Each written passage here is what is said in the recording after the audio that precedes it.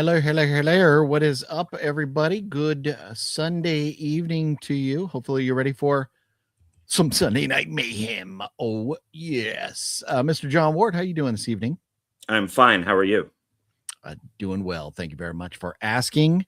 Tonight, as noted in the thumbnail and the title and all that good stuff, we are going to be wrapping up the final 20 movies on the Fangoria Top 100 horror movie poster. Thank Christ. Well, we will be accepting your recommendations of movies that may belong on there that are not on there. And in the next few weeks down the road, we'll be talking about what movie should not be on there, what movie should be on there, and we'll kind of create our own top 100 list. And we'll see how that goes. We'll give it a shot. We will give it a shot. But for tonight, the last 20, which there's some doozies on there. John, are you paying attention to World Cup? I don't even know what that is. No, I would say no, since I don't know what that is. That is hilarious. It is all the rage right now. The World Cup is a massive soccer tournament where teams, like one team representing each country, get together. This particular year, the United States is hosting it. So everybody's all goo goo gaga about it. And it's like the Olympics. Every 4 years, everybody's like, oh yeah, I love pole vaulting. And then and then that fucking shit goes away for 4 years. So we have a bunch of people pretending to be soccer fans right now. And then once this is over, I have seen with the and I do know what it is.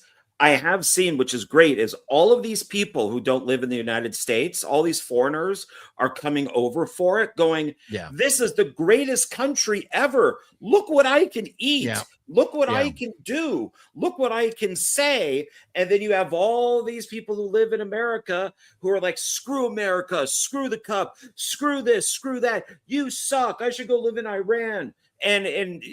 But yet all these people who have none of the advantages that Americans have are absolutely loving it over here. Well, the beauty is of that, the media would make you believe that that is a large number of Americans that complain about that stuff.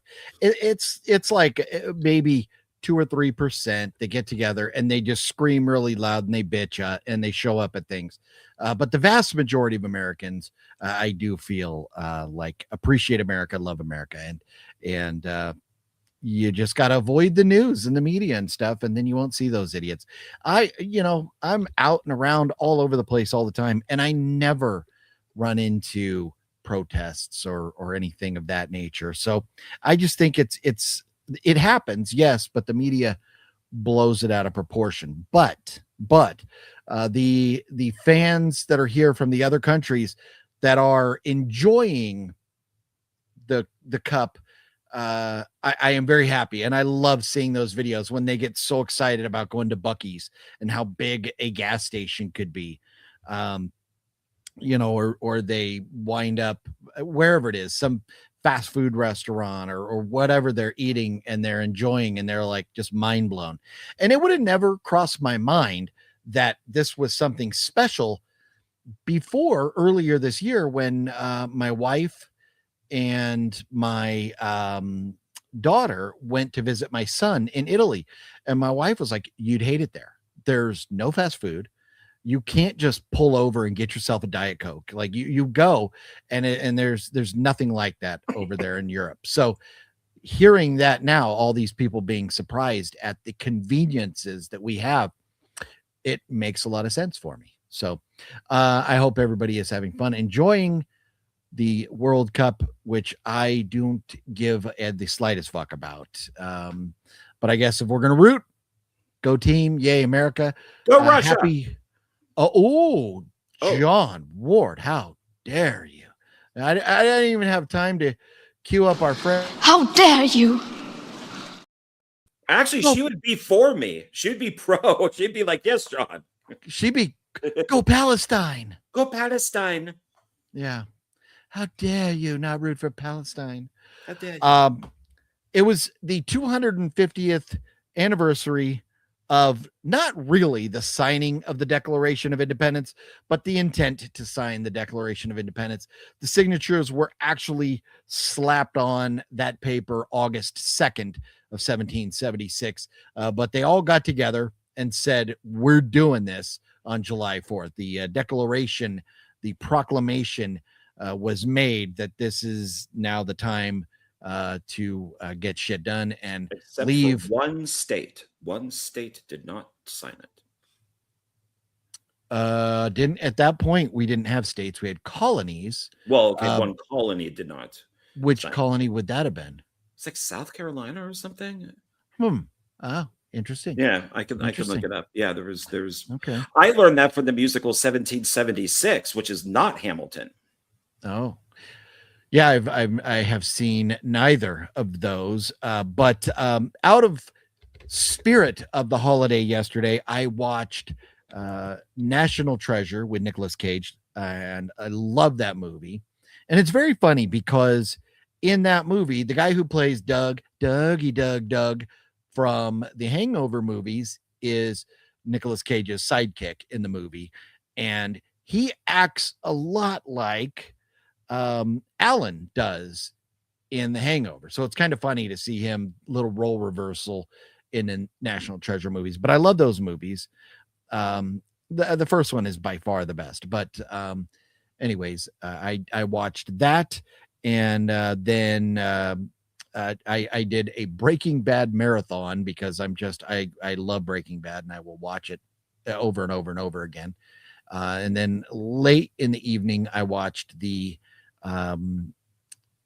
live feed of the fireworks display from Washington, D.C., and Trump's speech. And then they had like military singers out there singing along with the fireworks and stuff. It was great. So I watched that. I actually, for the first time in I don't know how long, did not go to see fireworks anywhere. I just watched them on TV. My daughter in the Navy down in San Diego had duty, and my other daughter had to work, and with a T, not duty, not poopy. No, she didn't got poopy. Duty with the T, sir. Yeah, but she sent me pictures from the top of her Navy ship that she was on, watching the fireworks down in San Diego, and I thought that was cool. It like got me emotional, like made me very, very proud, reminded me how proud I am of my kids in the military. But it was a very special day for the United States, 250 years. Now I did see there were a couple other really big fireworks displays. New York City always does it up. Nashville had a big fireworks display, and Las Vegas over the Strip. If John Ward would have gotten out of his house and gone somewhere where he could have seen the Strip, he would have seen the largest fireworks display in Las Vegas history.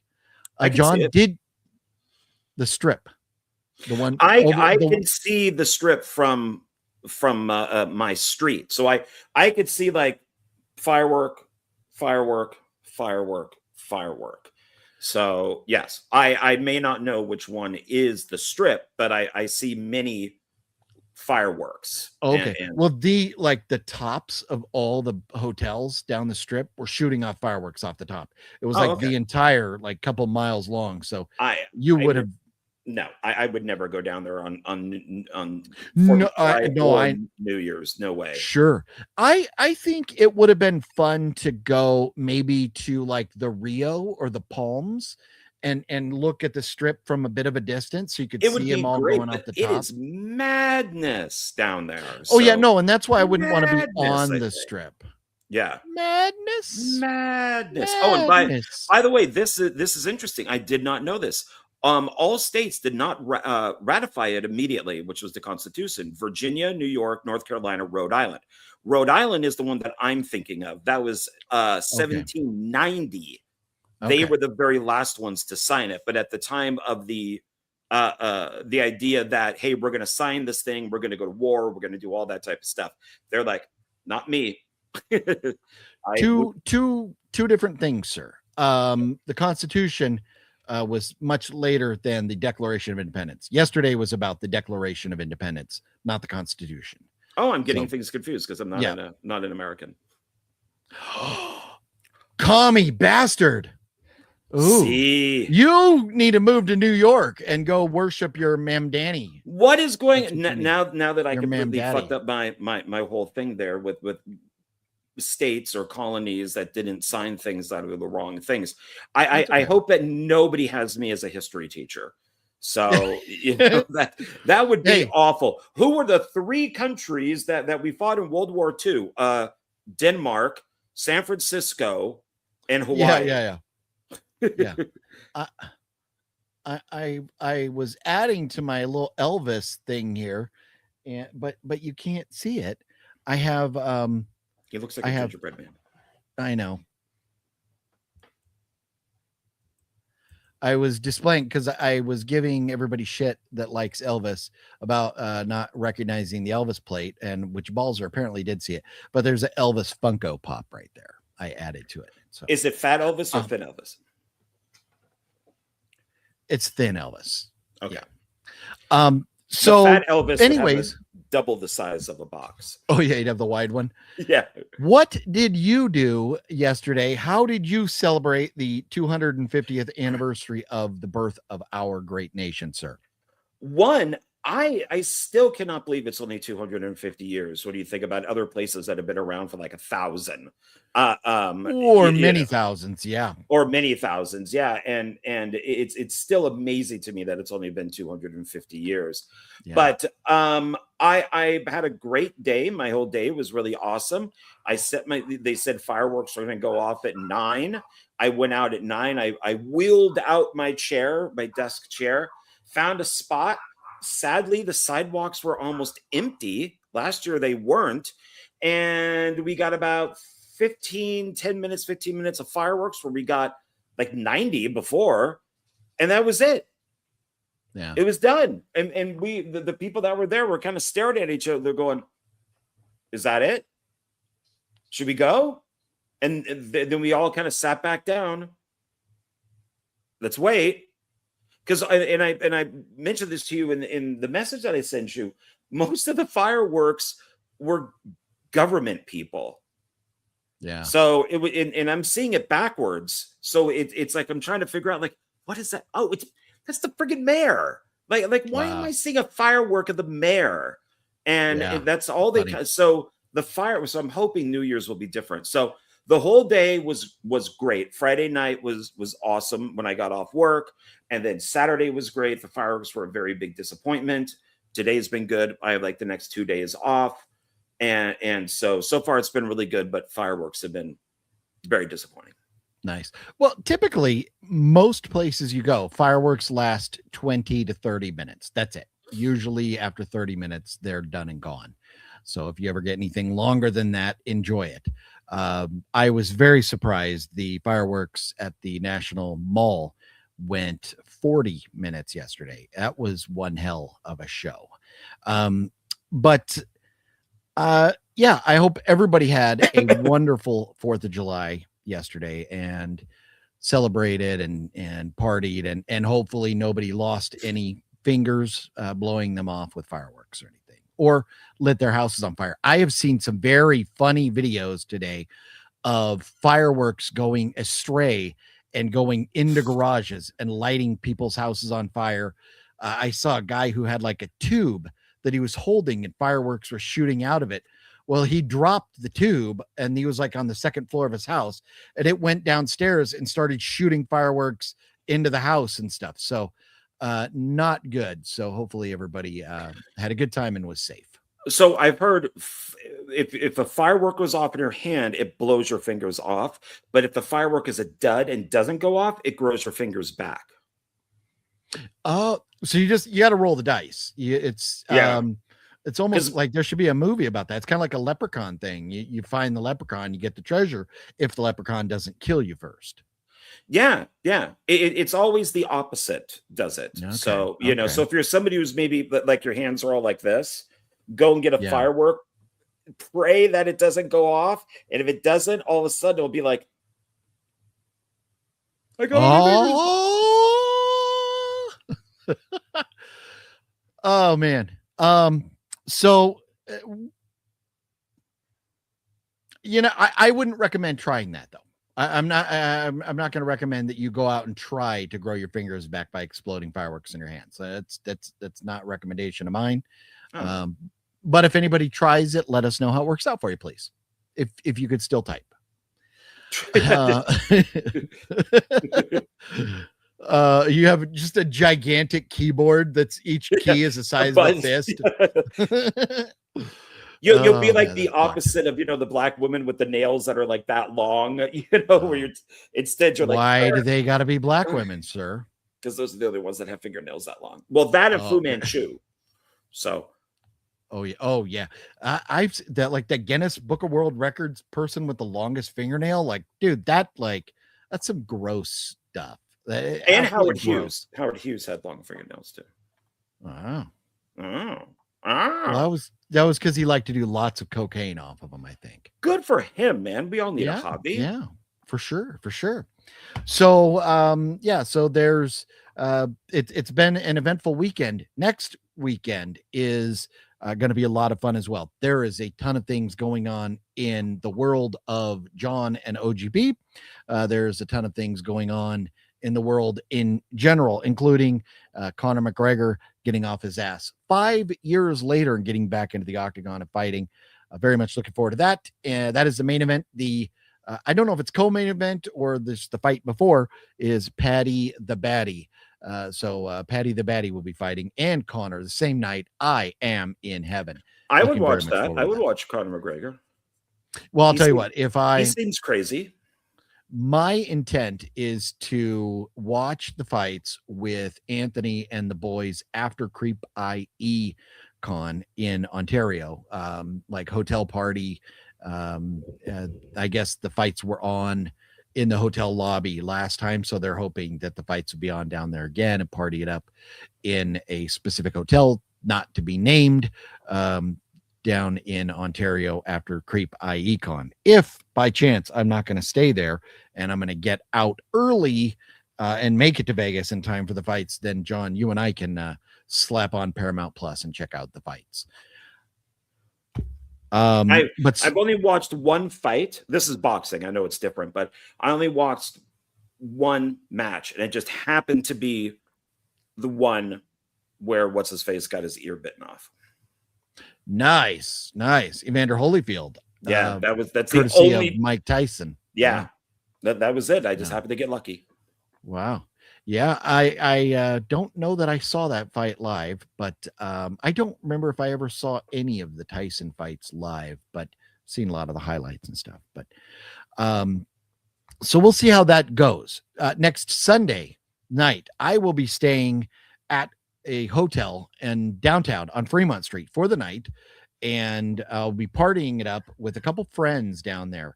Now, here's the conundrum: is John Ward is not excited about going out and partying on the town is not his favorite thing. So I don't know how we're going to do Sunday Night Mayhem yet. If I'm going to be remote, if I'm going to go to your house and do it and then go back, but then that puts me back downtown pretty late. So I don't know. We'll see about that because I have friends in town that I haven't seen in forever and very much looking forward to partying with them. John, of course, is welcome to join us, but we'll see. We'll see how that goes. So, but Sunday Night Mayhem will happen next week. So same bad time, same bad channel. Be sure to join us. In addition to all that, Evil Dead Burn finally comes out this week. And John, I think we are both kind of excited. I lost my poster here for Evil Dead Burn. The trailer looks good, right? I am looking forward to it. So yeah, it is one I will go to the theater for. Nice. And we're going to be talking about Evil Dead in a little bit because Evil Dead Rise is one of the movies on the list tonight. So we will circle jerk back to Evil Dead Burn. But to Evil Dead Rise, I should say. But John, have you seen the popcorn bucket for Evil Dead Burn yet? No. Ooh, look. It's like a dishwasher with silverware in it, and it says Evil Dead Burn. That's a pretty cool popcorn bucket, if you ask me.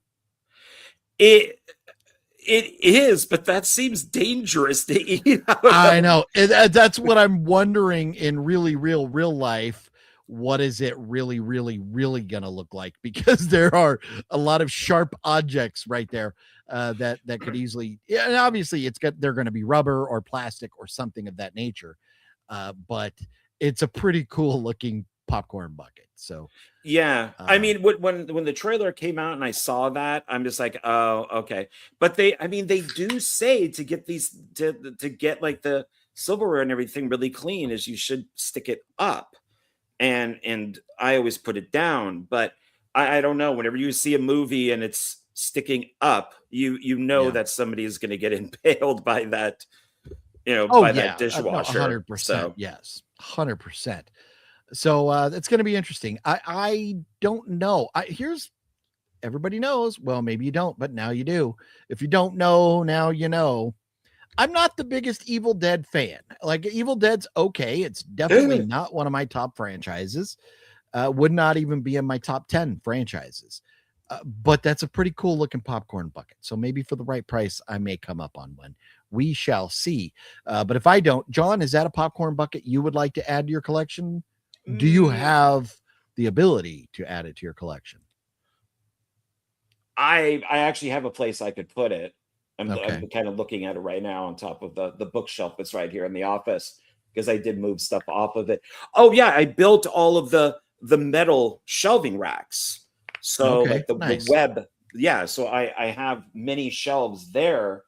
Yeah, maybe it's not as important as some other stuff, but like I went out of my way for Top Gun. Yes, no, and I know your love for Top Gun, of course. I kind of feel like Evil Dead Burn popcorn buckets may fly off the shelves, and I'd hate to go buy it and then hate the movie. Yes, since you did not like the last one. No, last one was absolute dog shit. Oh, we will get into that. No, it's fucking terrible. And if you disagree, you're wrong. You're entitled to your opinion, but you're still wrong. So, Evil Dead Burn, it had a $20 million budget, which seems probably about right. We'll find out how it does coming out this week. We have Obsession has broken $400 million, which is very cool. And Backrooms is at $349 million. And Backrooms was very smart. I like their whatever you want to call it, however they decided to release the movie and then like 3 weeks later release an extended version. That was like a great business plan. The movie was long for me in the first place. I did not dislike the movie. I just thought it was long, but there's no way in hell I'm going to go back and sit through an extended version in the theater. But great business plan to get people back to see it more. And $349 million worth. Very good stuff there. We do got to say hello to everybody. So before we dive into a big tangent on this, let me just mention quickly, Supergirl has taken a nosedive, and the ratings are sitting at 54 from the experts, and the fans at 76, which is interesting. But it's only made barely over $100 million. And for a DC movie, that is an abomination, an absolute abomination. John has many thoughts because John has actually taken the time to watch this movie. But first, let's say hello to you all, because we're 24 minutes in, and then we'll let John rant a boot. Gail says, sorry, can't join. Health comes first. Gail, we hope you're taking good care of yourself, and hopefully your cardiologist appointment goes well. And I'm sure Gail is rewatching, so he'll see our sending our thoughts to him there. Shane Leary, what's up? Metal Greg says, hey, Gail, sorry about your health issues. Sending you get well wishes, speedy recovery vibes. Nice.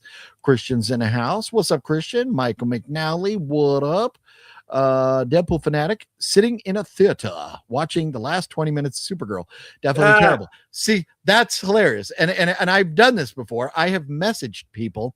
Now, I've never been watching a YouTube video in the theater, but I have messaged people from the theater going, this fucking sucks. What am I doing with my life?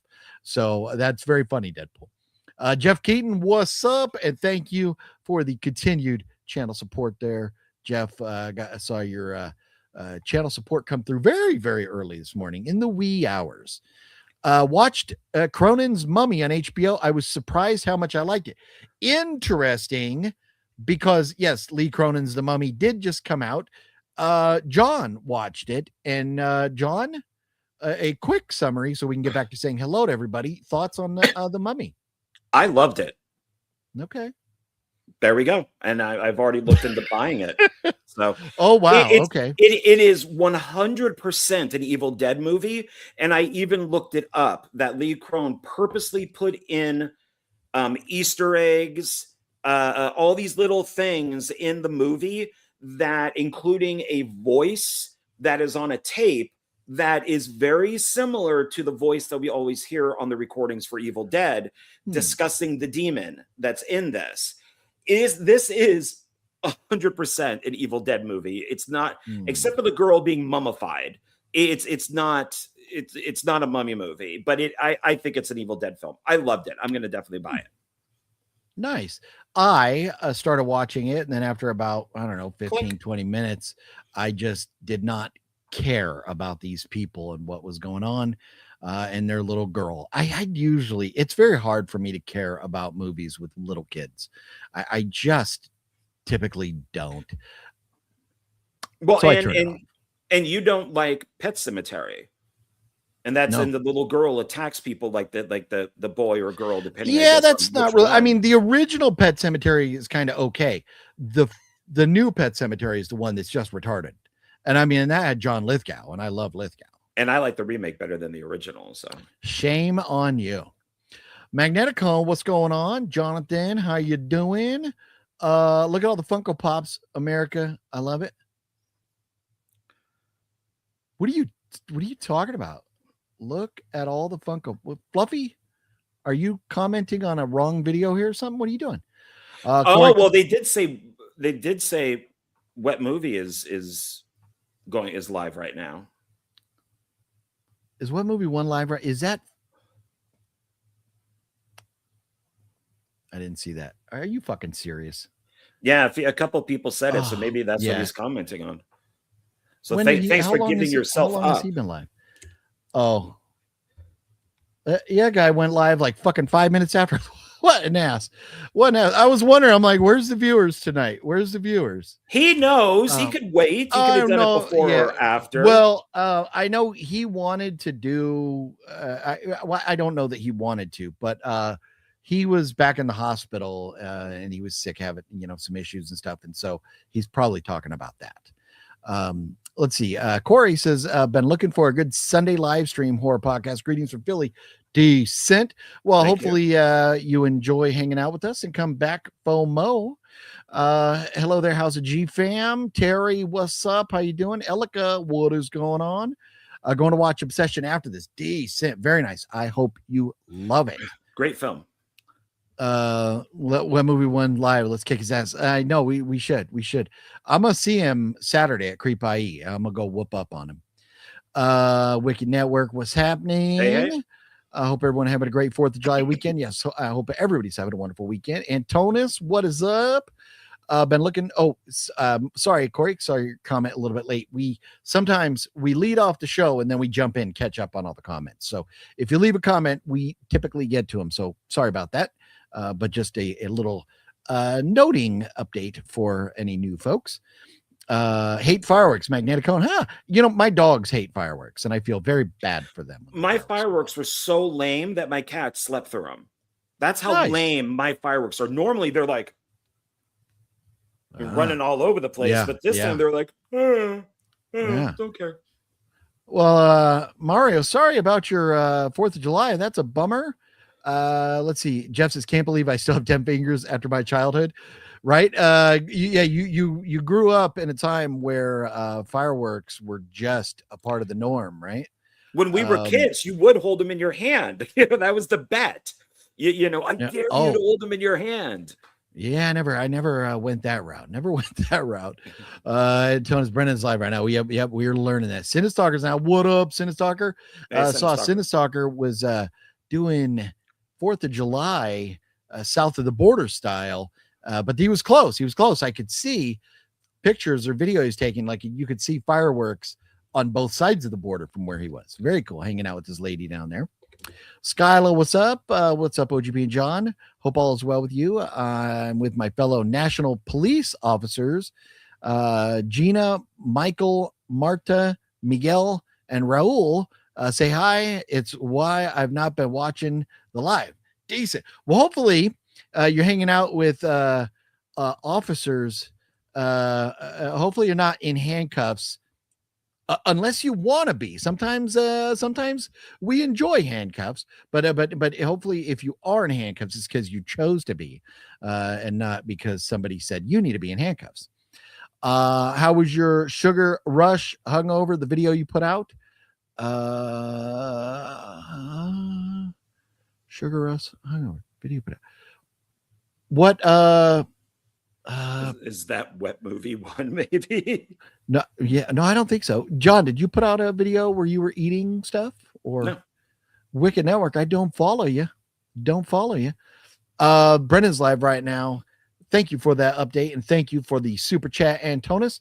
If you're going to watch Brendan, I won't hate you. I'm sure he doesn't go live that long. So we'll still be here. So come on back after you're done hanging out with the wet one. We just got a call in. Sorry to you both. Duty officers call Bronson needs to catch some bad guys now. Oh, is your man a bad guy? Is your man a police officer chasing bad guys, Skyla? Is that what's going on? Yeah, well, that's exciting. That's exciting. Did you join? Are you a cop now, Skyla? What is going on? We need some details. Roshan, what's going on? Shaw 420, what's up? And Mario, I got King of Queen complete for 150. Nice. King of Queens is a great show. Yeah, very fun show. Pet Sematary 2 is a better movie. I don't think I've ever seen the sequel. I'm surprised that has what's his face? John Connor is in that. Robert Patrick? No, the kid. Oh, I don't go seeking out his movies because he's done a lot of dog shit movies. I don't know. One time you were kind of about him.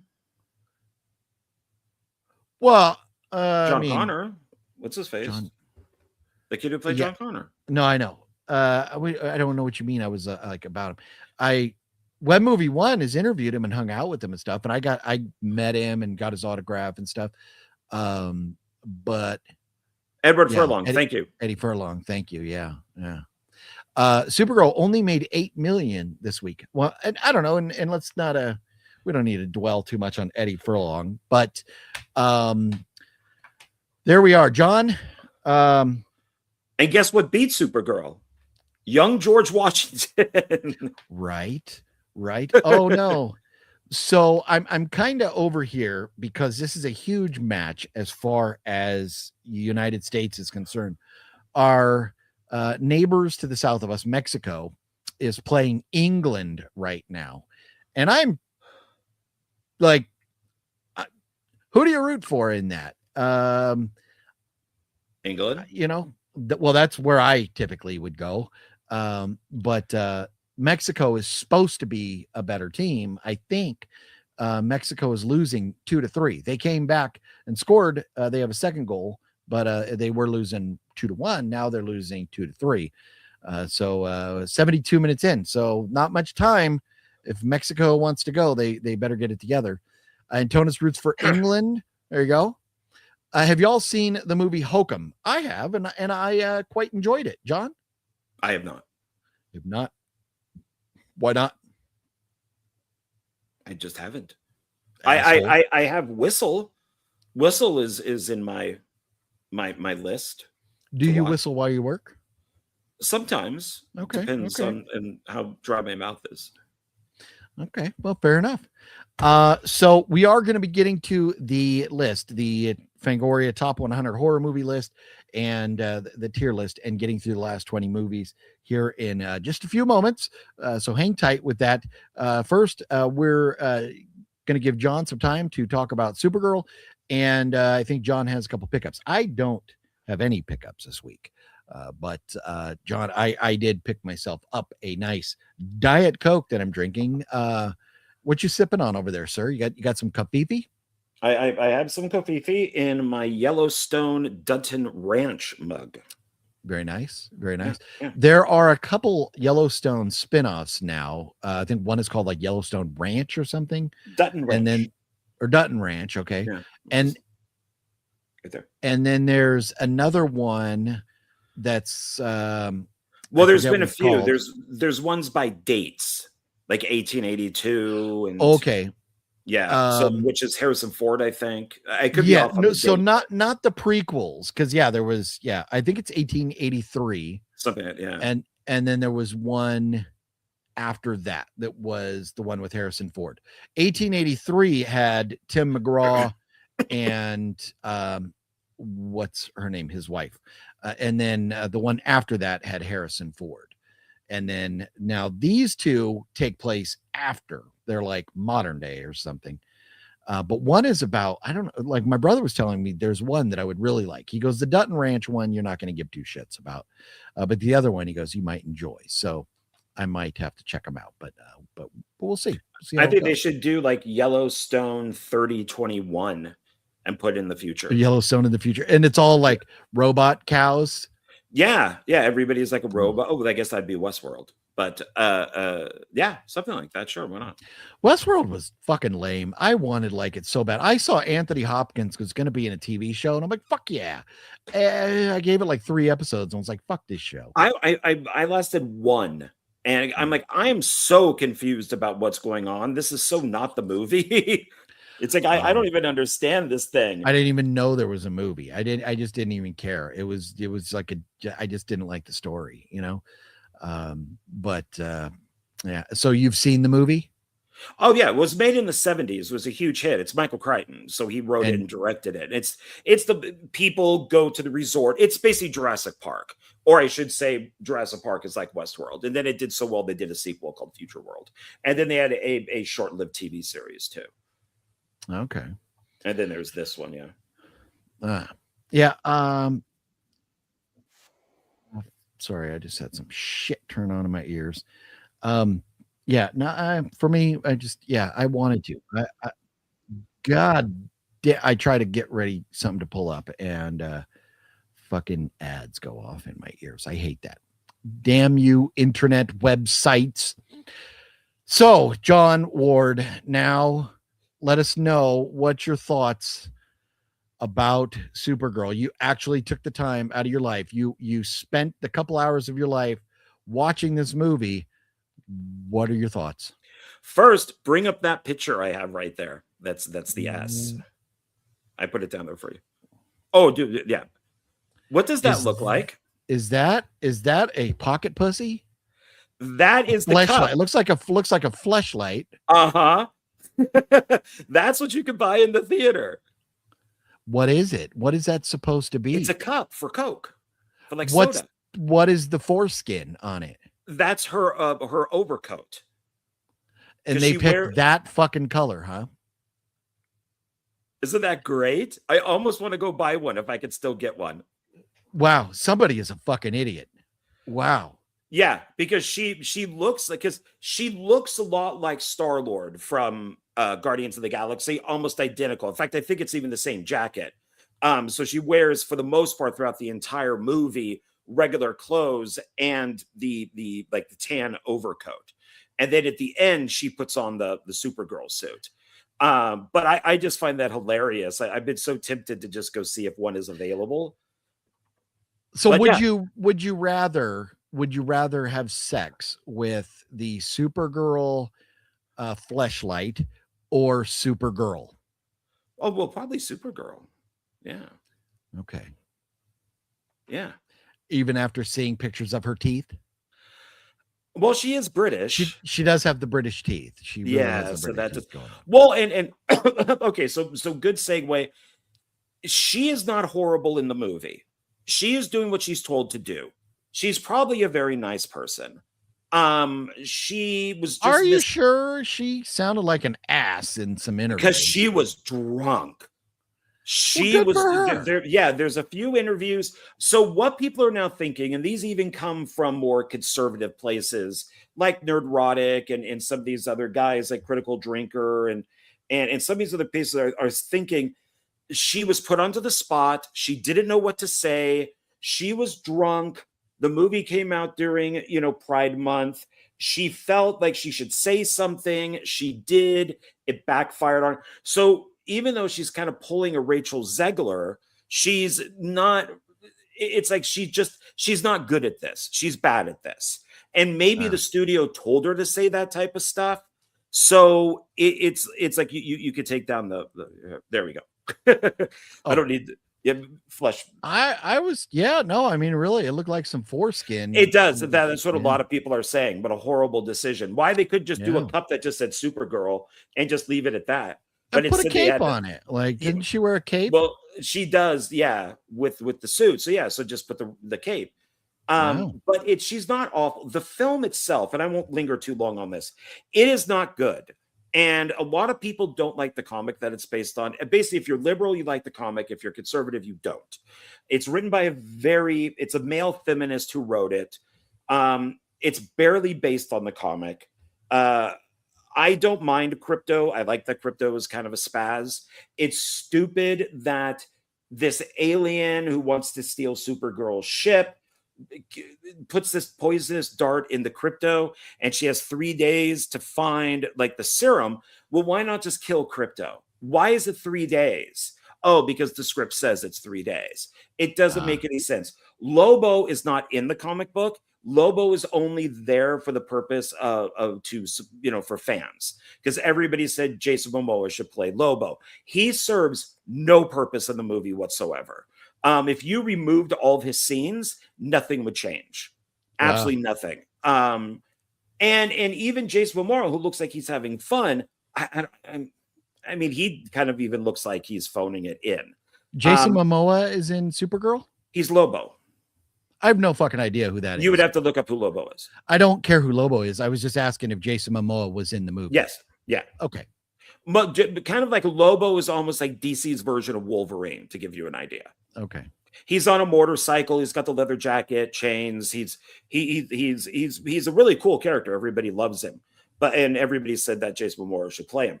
The story is stupid. It doesn't make any sense. It doesn't take place on Earth at all.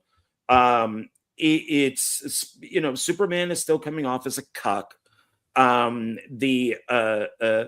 course, this is a girl boss movie. Even though she's drunk and sloppy. Well, I mean, it is Supergirl, so that's kind of to be expected, right? It is. And now they're saying this should kill the girl boss movies, because this is because we have Clayface coming out, which I think is going to bomb. Then do you even know who Clayface is? I saw an ad for it.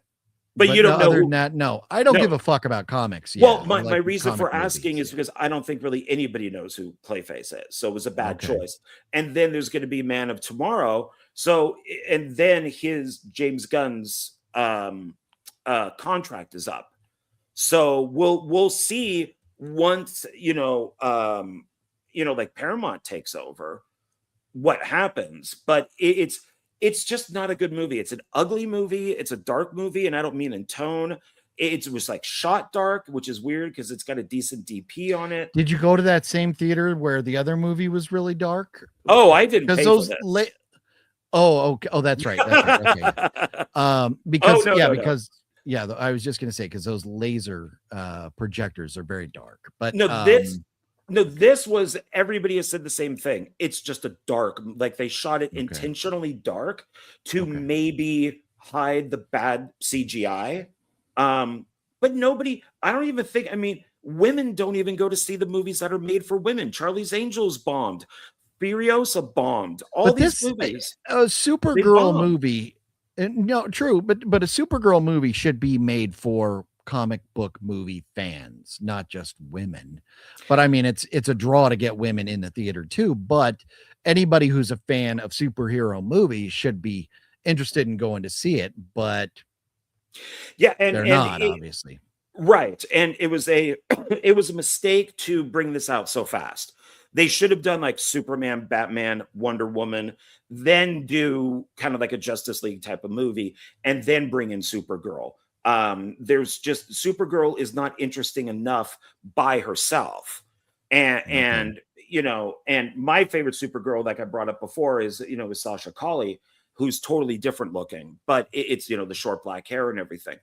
But the idea is that she sees her planet blow up, and that really depresses her. Superman never did, so he has no reference to that. But it's not. She's never on Earth except for like the very beginning and end. It's all in space. We don't give a shit about anybody. I don't.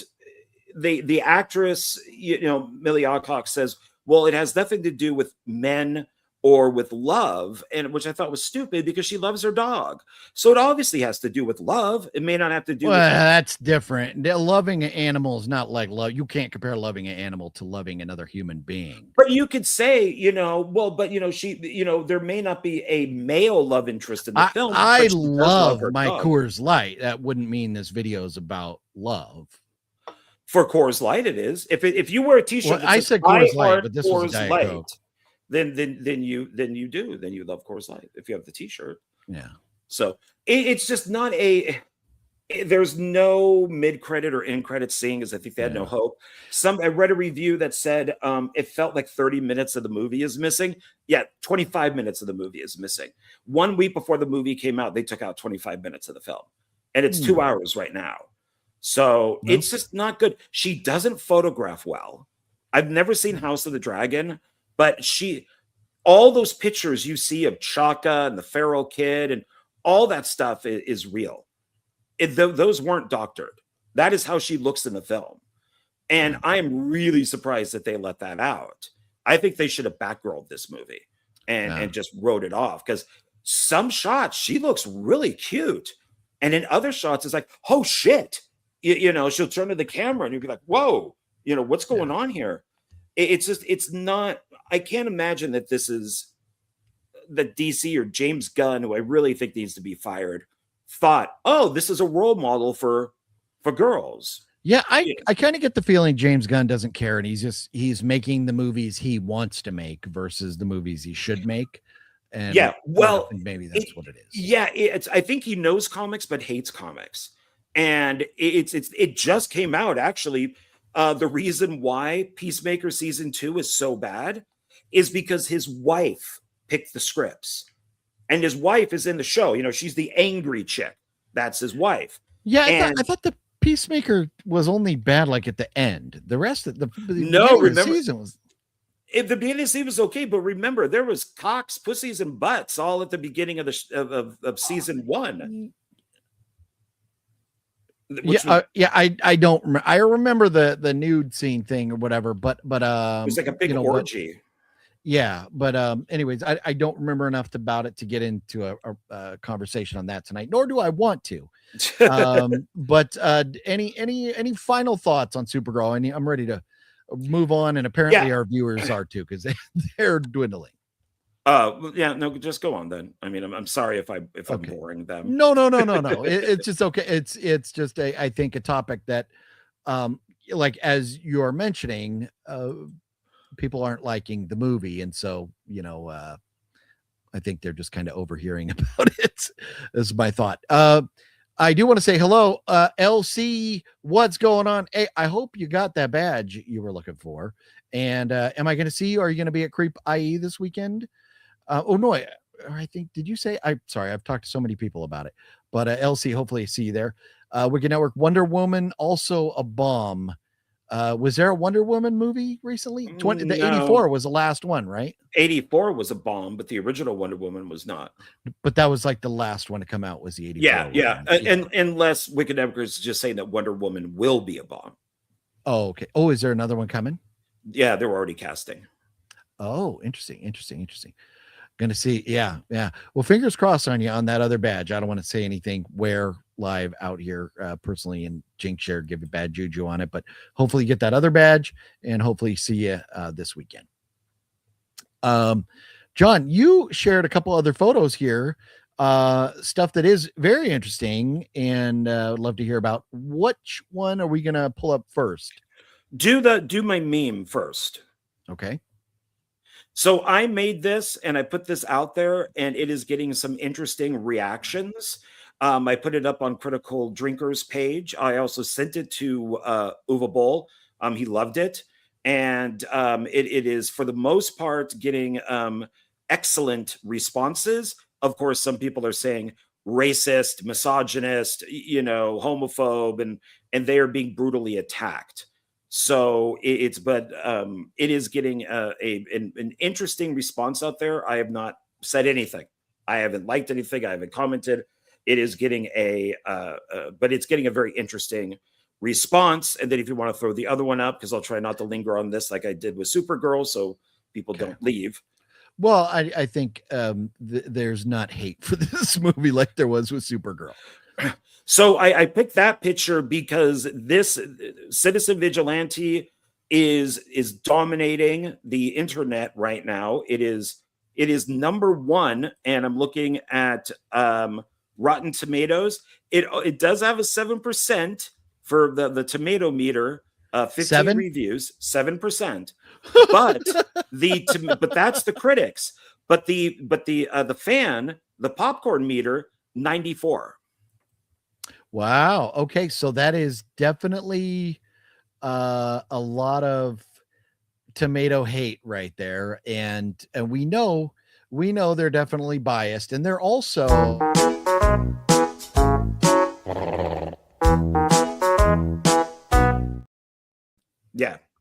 they are what they are, and that is what it is. You can normally tell if that tomato meter with the critics, if this was a movie about a liberal who went out and was taking out conservatives, it would be at 100%. But because it's because it's the opposite, they're going to give it, a bad review. But there are only 15 reviews. The other one has 2,500 reviews. And that's at the 94%. So this is number one right now on like Amazon Prime. And I like to kind of keep talking about it just because, I've interviewed, Uwe Boll now a few times. He's a friend of the channel. I like talking with him, and he was just on Piers Morgan the other night with a dickhead liberal who hated the movie, who said that he's, a racist and all of that. But it's a good film. Is it a perfect film? No. But I think the message is more important than the making of the movie itself. So, it's good. It's nice to see that Obsession and Backrooms are still doing well. Young Washington beats, Supergirl. Toy Story 5 is doing well, which I guess was expected. But it's internet wise, this thing is doing big. It's doing really well. And it's kind of amazing of what's going on with it. It says right here, Prime Video, it currently holds a 4.6 out of 5, and it's an 85% rating. With it says a rating at 5 stars. Yeah, it's interesting. I was looking. After you mentioned it, I was looking for it and I just couldn't find it anywhere. But yeah, here's what you were mentioning about Rotten Tomatoes. That is very interesting. 2,500 reviews at 94. That's a lot. It really is. And 7%. I'm just curious. Let's see what these 7% say. Let's see. My fear is that people will watch this movie and start thinking Ice Cube War of the Worlds wasn't bad. Oh, a fascist patchwork. There you go. There's one person with an agenda. So let's see here. This is 5 out of 10. It features, so that's not going to be terrible hate. I want to see the hate ones. The controversy swirling around Uwe Boll's low budget movie, since a refused classification suggests it's an incendiary hot button polemic tapping into a tide of resentment about polarizing issue, and it is, but not because it's any good. So he's saying it's polarizing, but not because it's good. Hurtful, dangerous, and blatantly racist, says a black guy. Corey Coleman, yes, says that. Yeah. And so here's the thing. There is a massive problem with illegal immigration, not just in America, but around the world. And there are a lot of people that want you to believe that people should just be able to go wherever they want. And John and I are not going to see eye to eye with them. But it's very interesting. And so this is definitely getting people to watch and respond about a very current problem that is going on around the world, and that's illegal immigrants going places, and then people native to those places where the illegals are going winding up dead or hurt, or victims of some nature, and that's kind of what this movie is about, right? Yeah, he goes out and takes care of like he's talked about this, so this isn't ruining anything as he brings it up in all of his interviews. The beginning of the movie says Europe. So it's a generalization of Europe. It doesn't say where in Europe, just Europe. Okay. And it opens with a mother and a son who are in a store. And as the mother and son are leaving, this illegal immigrant comes up with a knife and stabs her in the neck.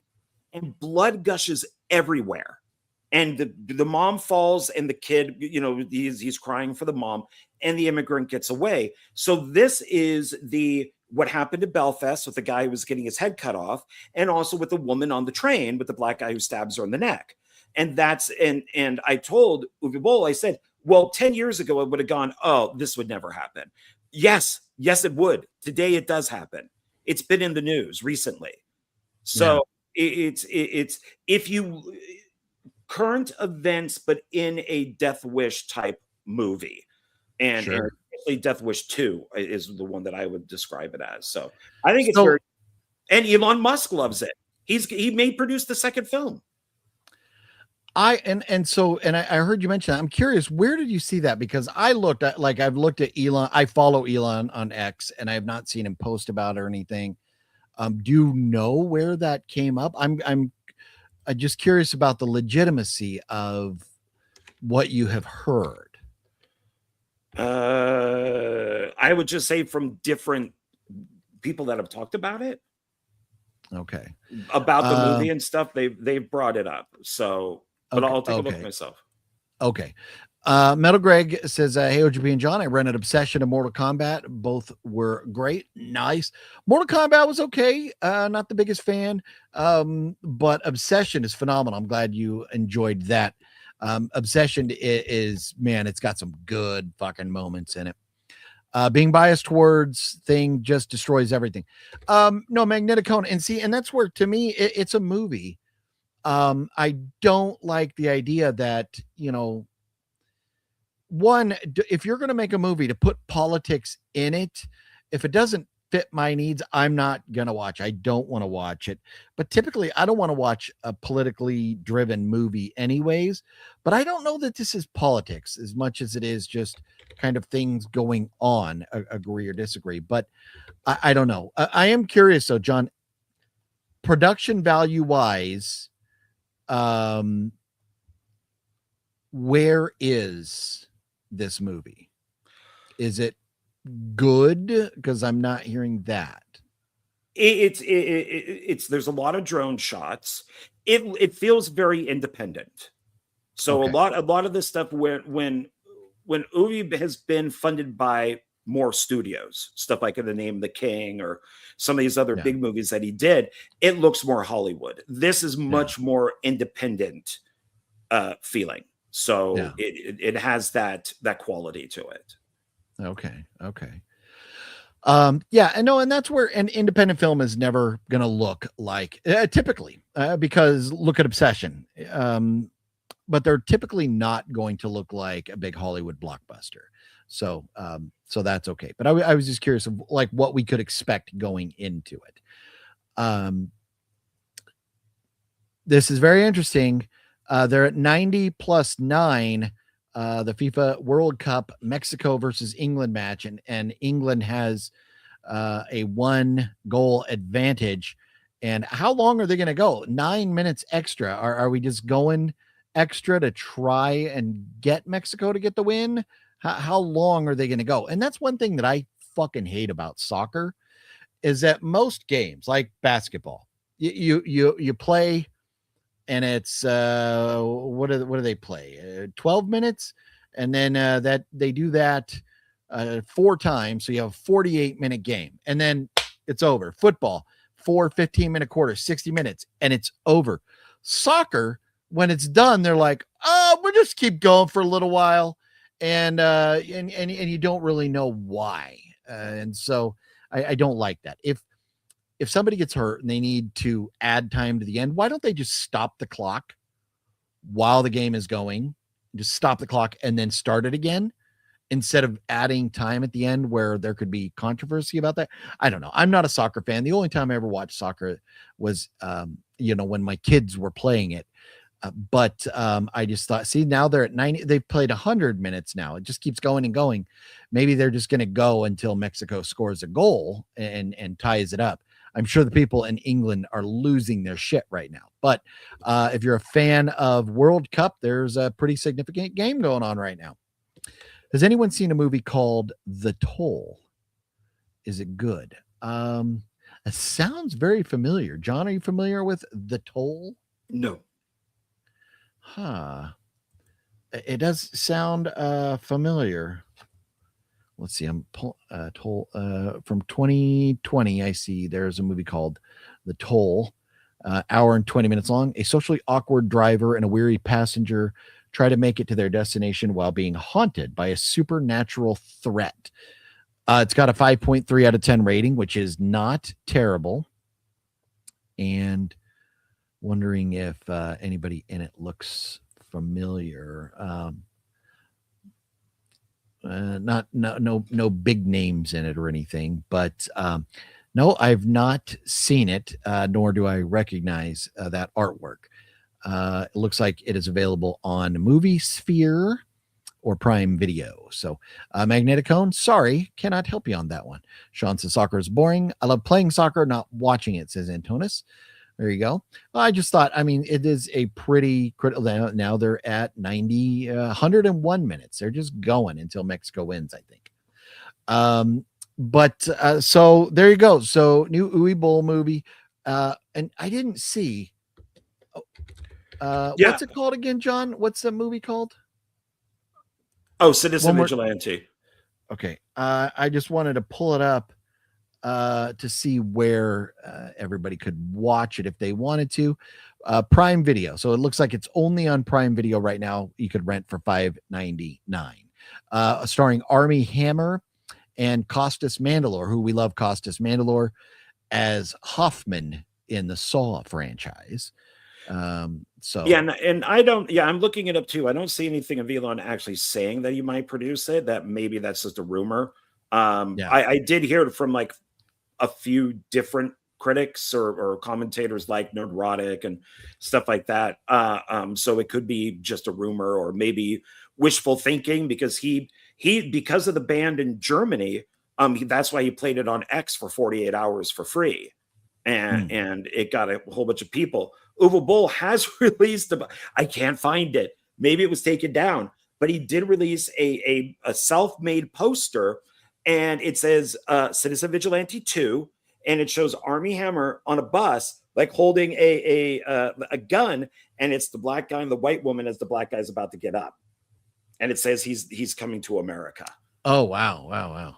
trying to rattle the cage, trying to stir the pot. Yeah. So let's see. Jeff says watched They Will Kill You on HBO, was decent. Over the top violence. They Will Kill You is the one that came out right after the part 2 of the movie you just watched, John. Oh, Ready or Not. Ready or Not. Thank you. And I have not yet watched They Will Kill You because when it came out in theaters, I did hear a lot that it was kind of like that, but kind of like the Ready or Not movies, but just not good. But Jeff says it was decent. That is good to know. Okay, so they finally called it after an extra 12 or 13 minutes. England has beaten Mexico. Mexico is knocked out of the World Cup there. So sorry, Mexico. At least you made it this far, right? The round of 16, I think, right? Something like that. So look at this. Wet Movie 1 has ended his live stream. Hey, John, love that forehead. It's so good enough for me to poop on. I'll poop on your forehead. Yeah.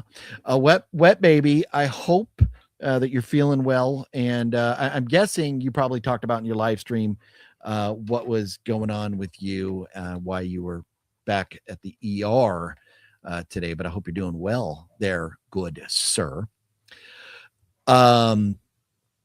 Norway and England is going to be a good game. I don't know why I couldn't say that, but kind of came out kind of funny. They're all the sudden. Use your words. I will try. So, John, do we have anything else to talk about? Such as, hold on, wait a minute.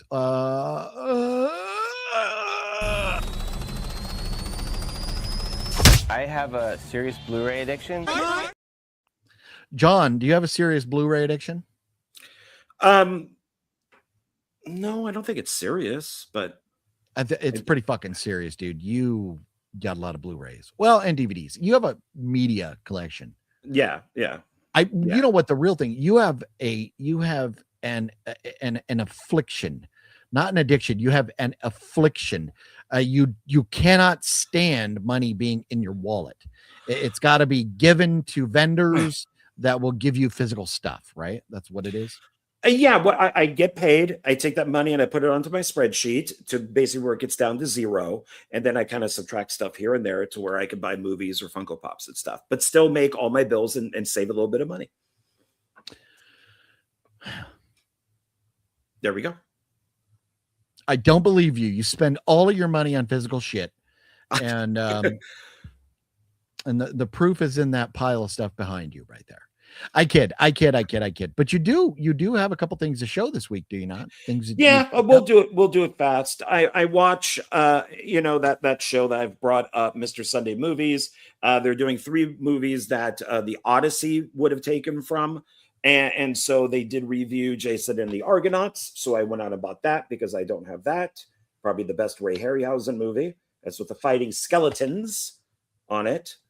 So I bought that. And they also reviewed Troy.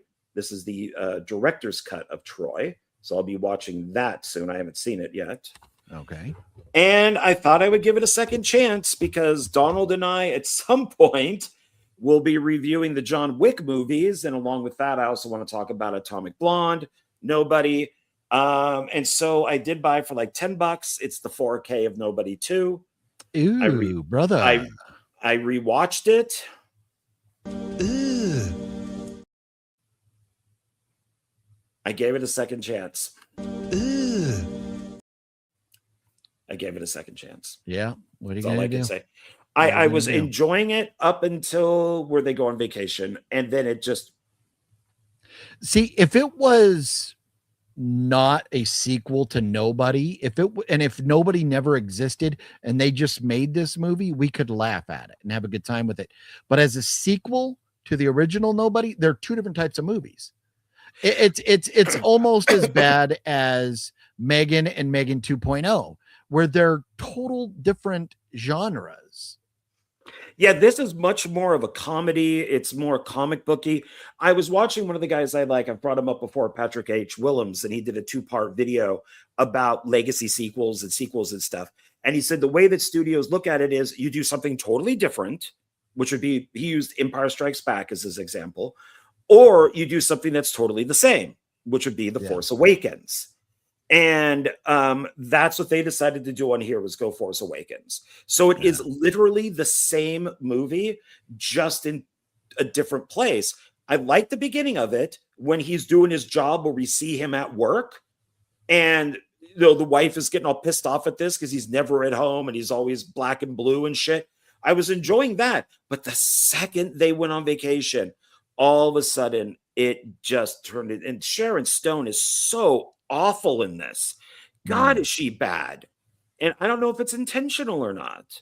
Like, is she supposed to be this over the top Roadhouse kind of, weird, 80s, 90s villain where they're just really just over the top, or is she just a bad actress?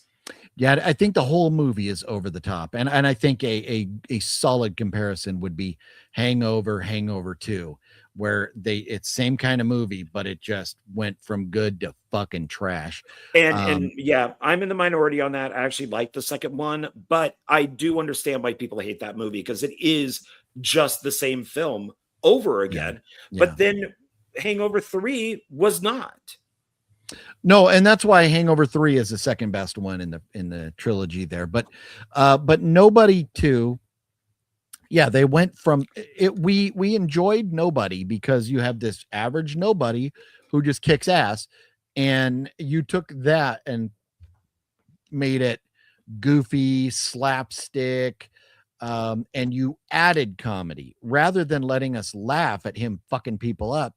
You added jokes, and we didn't need that with that franchise. It would be like John Wick having jokes. We don't need John Wick with jokes. No, let us laugh at him being a badass. Yeah, in the first film, it was great when the one guy, he goes to the tattoo place, and the one guy there sees his tattoo. Yeah. And that's all it takes is he's like, you were this with this company? He's like, yeah. And he's like, and he just backs out, goes through the door, locks it, and that's it. That's all we need to know. It's kind of like Yoda. Oh, now we're going to find out why Yoda is so great in the prequels.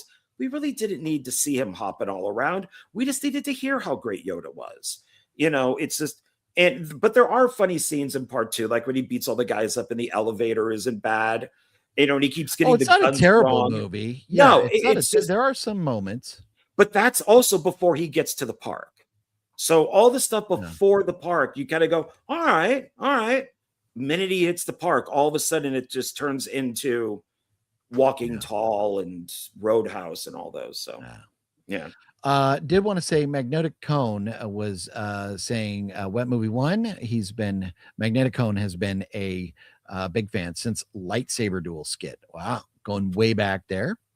And also says Nobody 2 was a letdown. So bummed. Yeah, I am with you. I think we all were kind of bummed by that movie there. So, okay. Any other pickups? No, that's it. I'm getting the tier list ready right here. So right on. Yeah. So let's talk horror movies. The Fangoria top 100 horror movie poster, which I apparently have lost. And there we go. Speaking of fatigue, I'm actually getting some fatigue from this. Oh, from the horror movie poster? Yeah. Wow. So there it is, the top 100 horror movie poster. And we've done like 2 rows a week because there's 10 movies per row. So can I make this a little bit bigger? And zoom in. Oh, why did you? Screen went full asshole there for a minute. There we go. So we did 2 rows per week. And now this week we're on the last 2 rows here. So starting down here with Texas Chainsaw Massacre 2, The Blob, Child's Play, Talk to Me, Terrifier 2, Paranormal Activity, Friday the 13th Part 6, Halloween 3, Nightmare 3, Nightbreed, Barbarian, Devil's Rejects, Freaks, Evil Dead Rise, Audition, Wolfman, Nope, Zombie, Ginger Snaps, and X. So those are the 20 movies we're talking about this week. Those are the final 20 movies. If you're curious and haven't seen our thoughts on the other 80 movies, you can go back week by week by week and watch as we went through them after we grade. And what we're doing this week is we're giving these a letter grade, A, B, C, D, F, or S for superior. They're better than an A. It'd be like an A+. So we're grading these, and then starting next week or somewhere down the road, we will be putting these in order. we're going to take our ranking list and all the S's. We're going to pick out which one is the best, second best, third best. And we're going to make our own top 100 horror movie list. And so if you have a thought of a movie that's not on this list, let us know. You could type it in the comments and say this movie belongs on the list. And we'll go from there. And I'll try to make notes of the movies you all think should be on the list. And as we go, we'll put all of these in order from best to worst, our favorite to least favorite.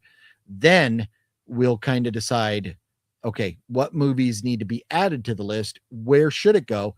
And then once we've added our list, we'll see what 100 we have, and everything down below will be cut off. So that should be fun as our next kind of project for the tier list here as we go on. But there it is. I lost myself here.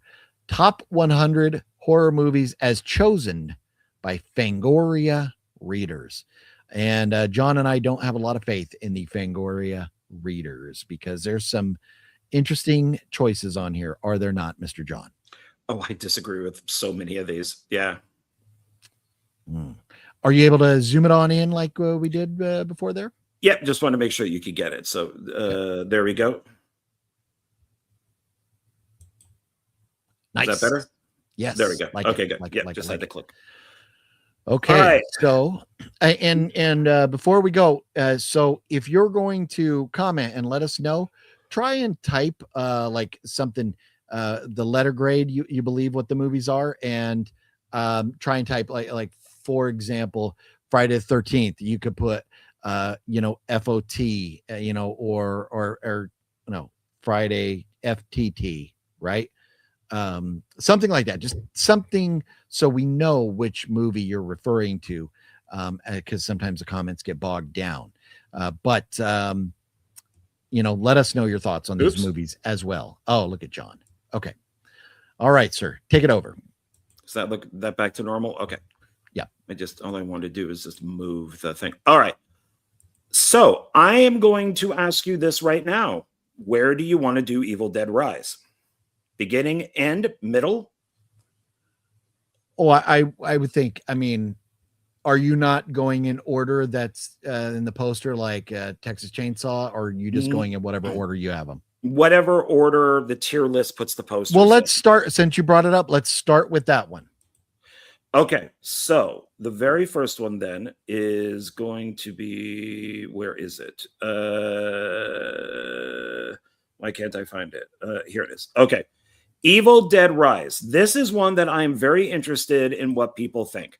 I think you are dead wrong. I rewatched about it. It being woke. Did you not see the sign on the door, the sign on the wall about feminism? Yes, but okay. So, and they have a trans girl. Okay, so it would actually be a trans man, but I don't know. I don't give a fuck. So I don't know. So except for the son who is trans, which I didn't realize when I first saw it, to me that is the only woke thing in this. The good thing is it is never brought up. Now, would I have preferred for there to be an actual male actor playing that role? Yes, I would have.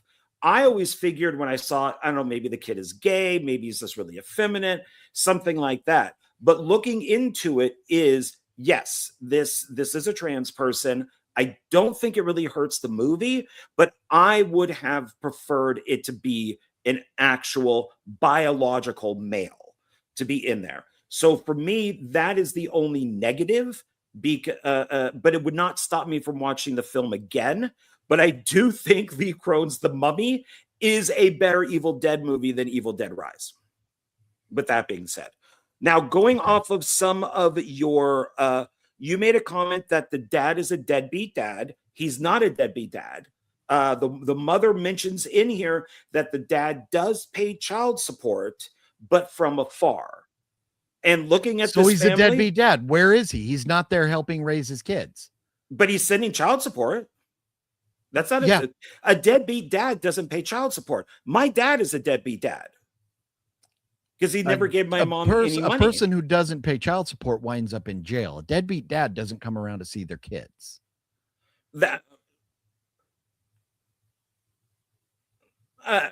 Well, no, you don't end up in jail if you don't, because then you could go to court and you could have that fixed.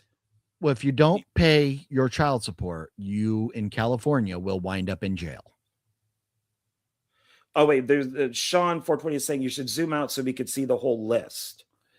No, leave it where it is. That's the best we could do, unfortunately, Sean. No, see, because if we zoom out, they get so small you can't see it. Well, I don't want to show the whole thing. Well, we're seeing A. You're seeing, here. Yeah. Maybe I could go up a little bit on it. Yeah. Well, I don't think we need to worry about it. We got a lot to talk about tonight. I mean, it's hard. Yeah, to, no, it's to do the whole thing. We can't. Yeah, we can't. Okay, we can't. So he does pay child support. The thing with also what big problem I have is that I think Bruce Campbell's voice is on the record, but I think that Bruce should have a bigger part in this.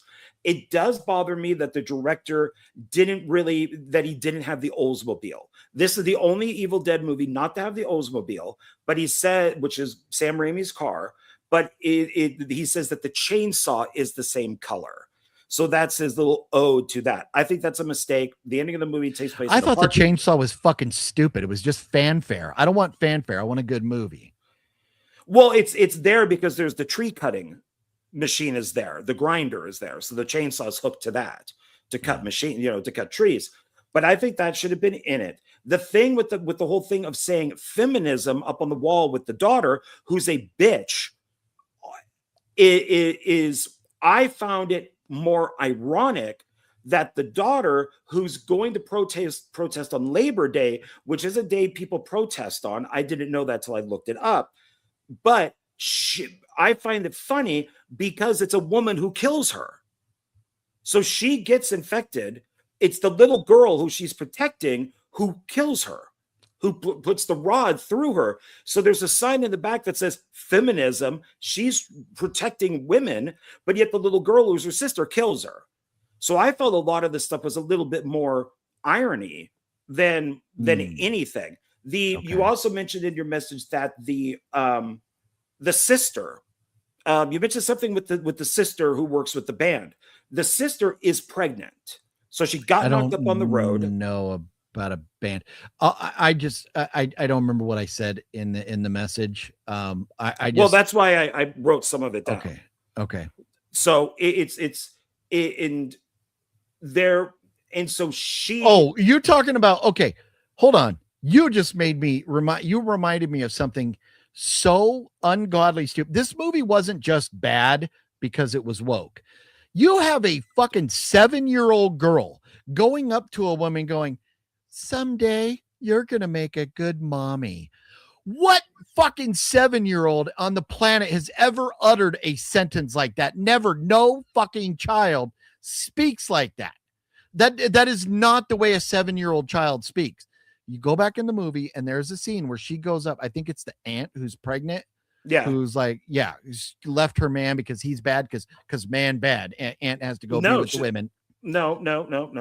Well, whatever. She's not with the man. But you're saying the 7-year-old girl. The 7-year-old girl says a line. Someday you're gonna make a good mommy. It's because kids don't fucking talk like that. Is helping her. The aunt is helping all of them. It's so retarded. And when one of the demons says, you're pregnant, so I get 2 souls. I've heard better lines in a Dustin Ferguson movie than someday you're going to be a good mommy. Why wouldn't the little girl say that? They don't. I have 5 kids of my own. Kids don't talk like that. I've been around billions of little kids. They don't talk like billions. That. Wow, that's a lot of kids. It was a million billion kind of came out of both, but lots. I've been around a lot of kids.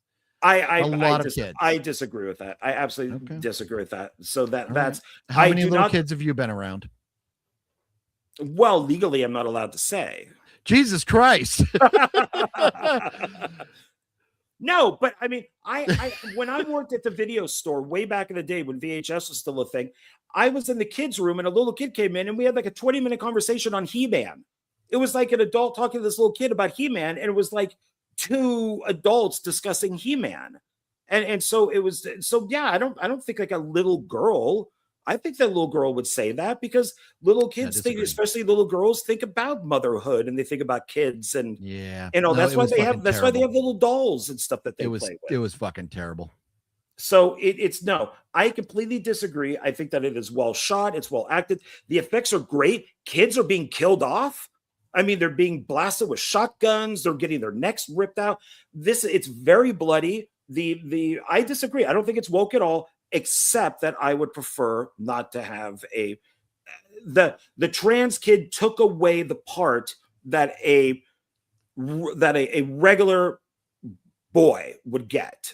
And so, but I am happy that it's never brought up in the movie. Now, remember, allegedly, I think Sam Raimi is gay. And there's a reason why he lived in Silver Lake for many, many, many, many years. And I just thought about it, but the movie On the Island with, was it Help Us or Get Help or whatever it's called? Yeah, Help Me, Help Us. Yeah, something like that, right? Yeah. That is a massive girl boss movie. She's perfect through the entire film, and the boss is an asshole from the beginning to the end. So there could be that Raimi has some sort of agenda, and that man bad, woman good, but in this, everybody seems to be kind of flawed. I mean, yeah. Why do we have to have? Why do we? I'm not gonna watch this movie again. I refuse.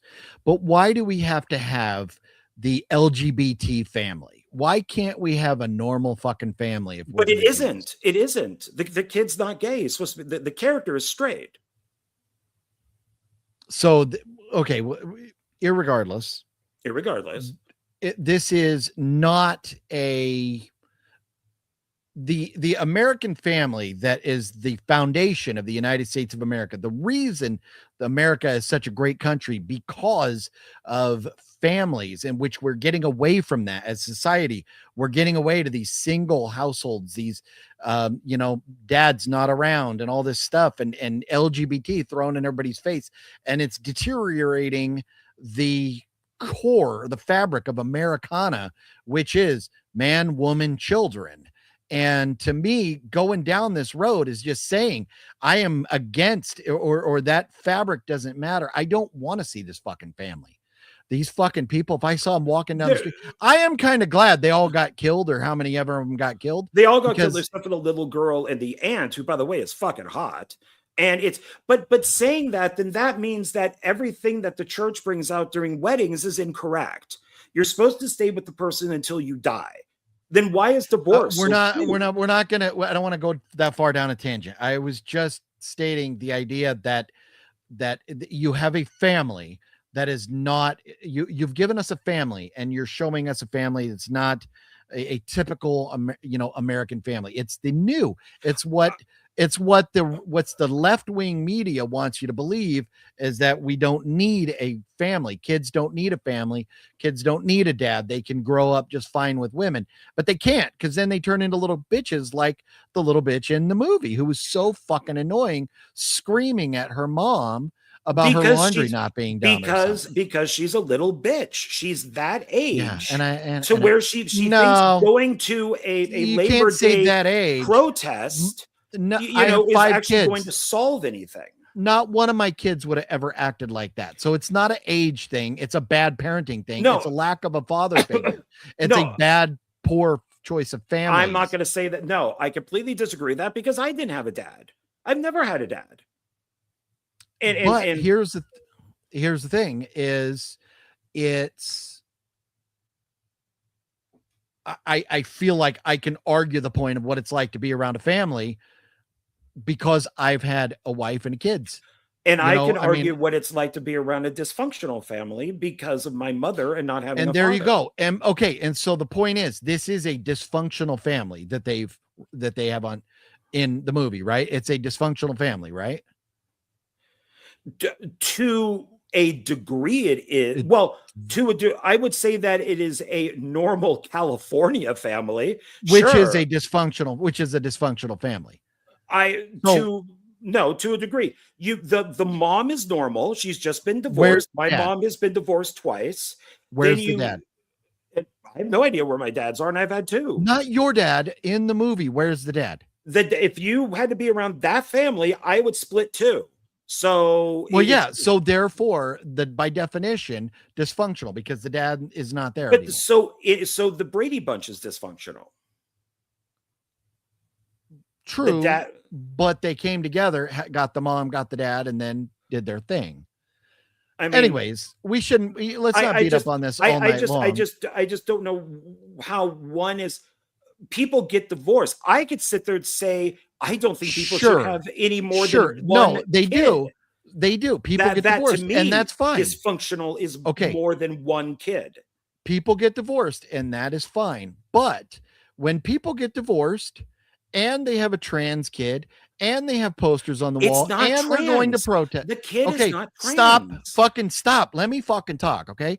But you're wrong. You have the dad is not there. I'm just stating facts. The dad is not there. Okay, the dad is not there. You have a little girl bitching at her mom. You have a poster on the wall, okay, about whatever that fits woke shit. You have a trans person in the movie, whether they're pretending to be a boy or girl or whatever, it is in real life a trans person. You have all women cast. All these things put together, when you put all of them together, it's an agenda. You can have gay people in the movie, that's fine. You can have trans people in the movie, that's fine. But when you have every fucking thing about this movie, every fucking thing about it is a part of the woke agenda, then it's woke. No, you have the guy who lives down the hallway who's obviously NRA because he has guns in his apartment, but he's a very nice guy. You have the two kids who might be brothers who knock on the door. They want the daughter, the middle daughter, to come and watch Nightmare on Elm Street with them, and she basically tells them to go fuck off because she's a bitch. There are men in the movie. There are the boy that gets shunned or killed really quickly. Everybody does, except for the aunt and the little girl. Everybody dies. And at the very beginning, we get two girls and a guy who get killed. So it's no, I completely disagree with this. That has, just because the movie has, and like I said, one of the reasons why I won't go see Odyssey is because of Ellen Page.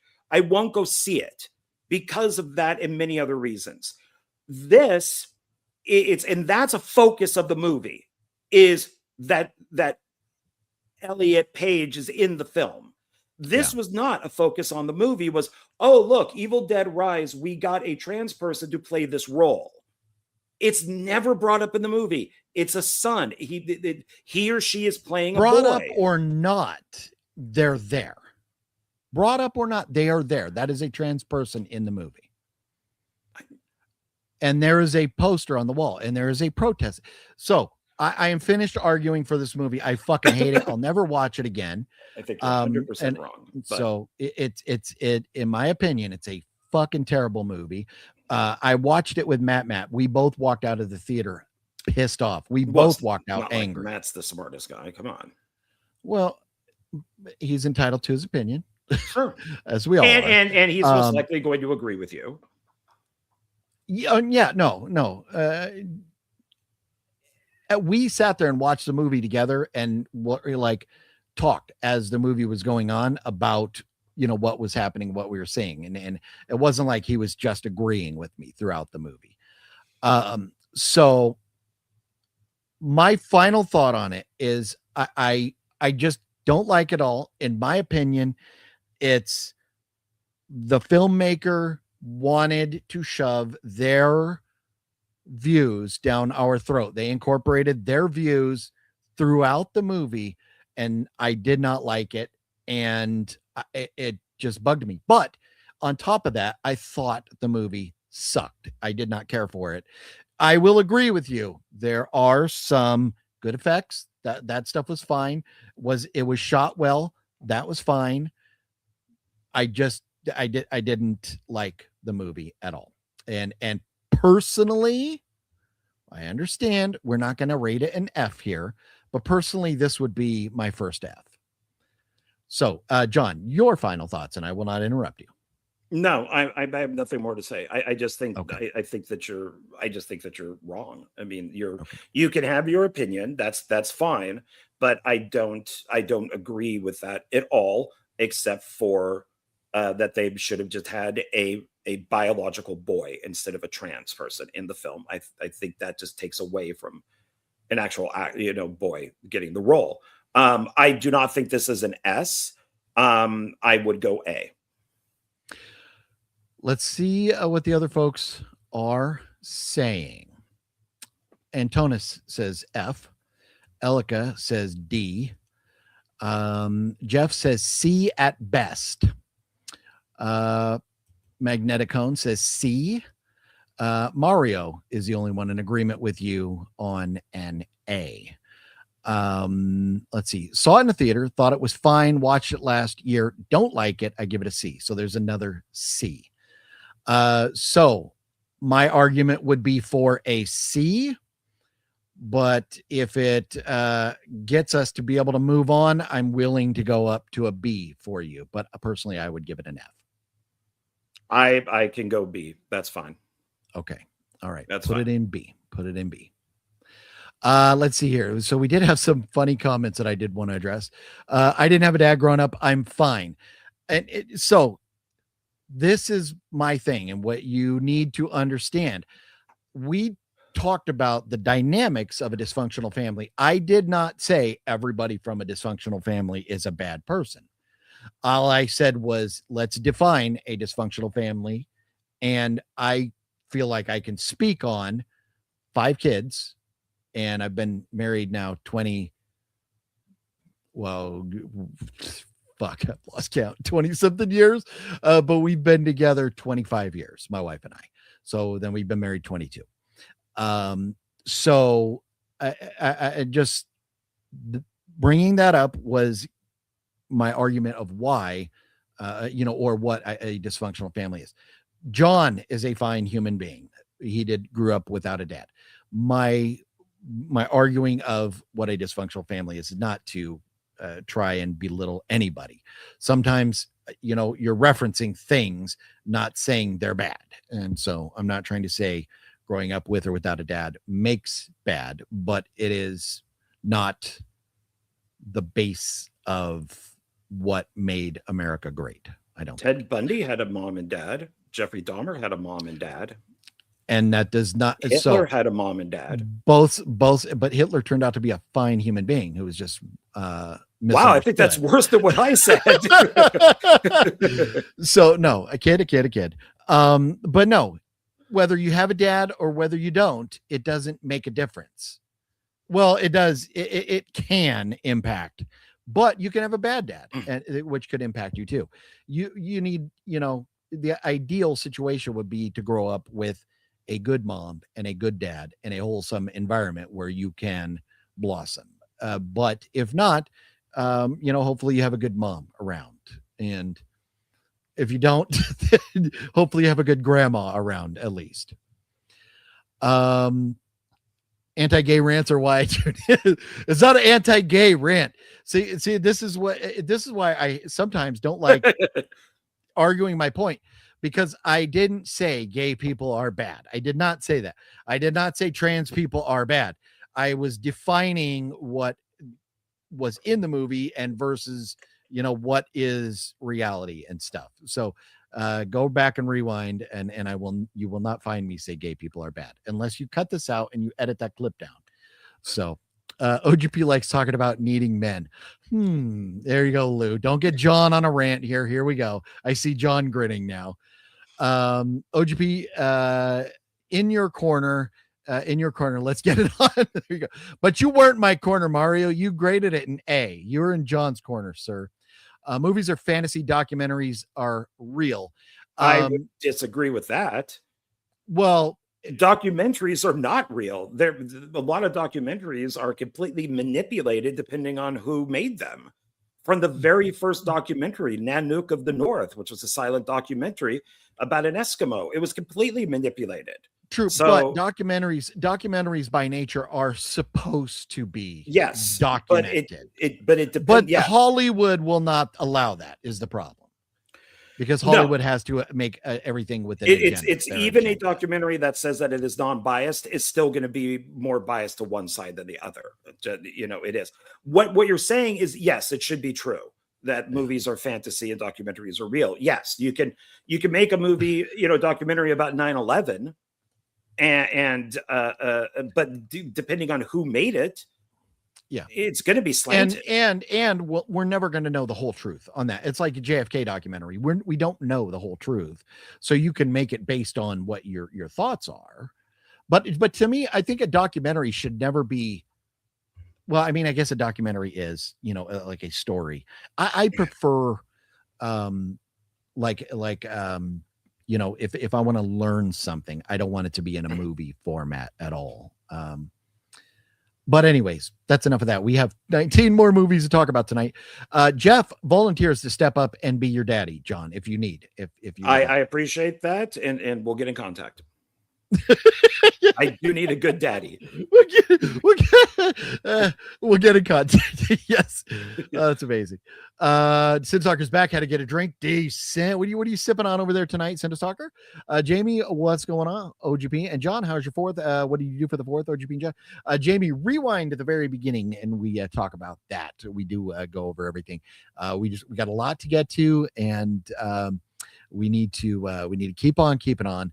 We're already an hour and 42 minutes in, so sorry. And we only have 18 minutes to finish this. That's less than a minute a movie. Shit. Metal Gray grew up in a single parent household with a deadbeat dad, but my mom has sacrificed her whole life, has gone above and beyond. My brother and sister put all of us through college. Very nice. Very nice. And again, I'm not saying dysfunctional families are all bad. I was just like defining what they are. Go John, beat OGP's butt. There you go. My brother and sister and I are great people and upstanding citizens. Very nice. Very nice. Well, John, now maybe I spoke out of turn because I did say that John was a good person. But John, you said you're not allowed to talk about how many kids you've been around. So are you like Alan? Are you not supposed to be within 50 feet of the school there while they pick up Phil? I wish that we just didn't park so close to the school. Why? I'm not allowed to be in 100 yards of school. Yeah. See, you know what's great about that scene in The Hangover is we never find out why. He just cannot be. Oh, and he has to be like this. But he doesn't. It's if you were to write that today, you would have to have an explanation. Exactly. But now it's just I can't be. That's why that film is so well written. Yeah, I love The Hangover. And it's probably with Alan. It's probably something where he's just naive and does something that he shouldn't have done around a kid. Like masturbating on a plane or something. Which he did do. And who knew? Yeah. All right, so okay. Are we ready to what are we gonna talk about next? Now that we all have agreed that Evil Dead sucks. Now that right. Now that we got that out of the elephant out of the room. Oh, here's an F for me. Audition. Audition. Yeah. So it's not a good movie, and I don't know that I can go F, even D on it. It's put together well. It's a long, boring story. The end is interesting. People love it, and I'm not so sure why. To me, an F needs to be a poor production value, poor everything, and this doesn't have all that, but it's not great. You set this up as we need, people are auditioning. They're coming in like auditioning for movie auditions. But that goes on forever and ever and ever. Well, and yeah, ever. he loses his wife. It's him and his kid. It's 7 years later. Everybody's asking him, why don't you get married? Why don't you get married? Why don't you get married again? So he holds these auditions. Yeah. I'm telling you, this and Obsession are the only two films I have not seen on this list, and they both suck. At least Possession. Stop. Thank you. You've corrected yourself. You said Obsession at first. Yeah. Possession. At least it was well shot. This Audition I should like because it looks like, I don't know if the director is the actor or whatever, but it looks like they took a camera, they aimed it at a desk, they hit record, the director walked around the desk, sat down and went, action. They did all their scenes in one shot, and then he goes, cut, gets up, walks around, and turns the camera off. I love normally stuff like that. I love stuff. Weapons is very much like that. But it's like, my God, nothing happens in this movie.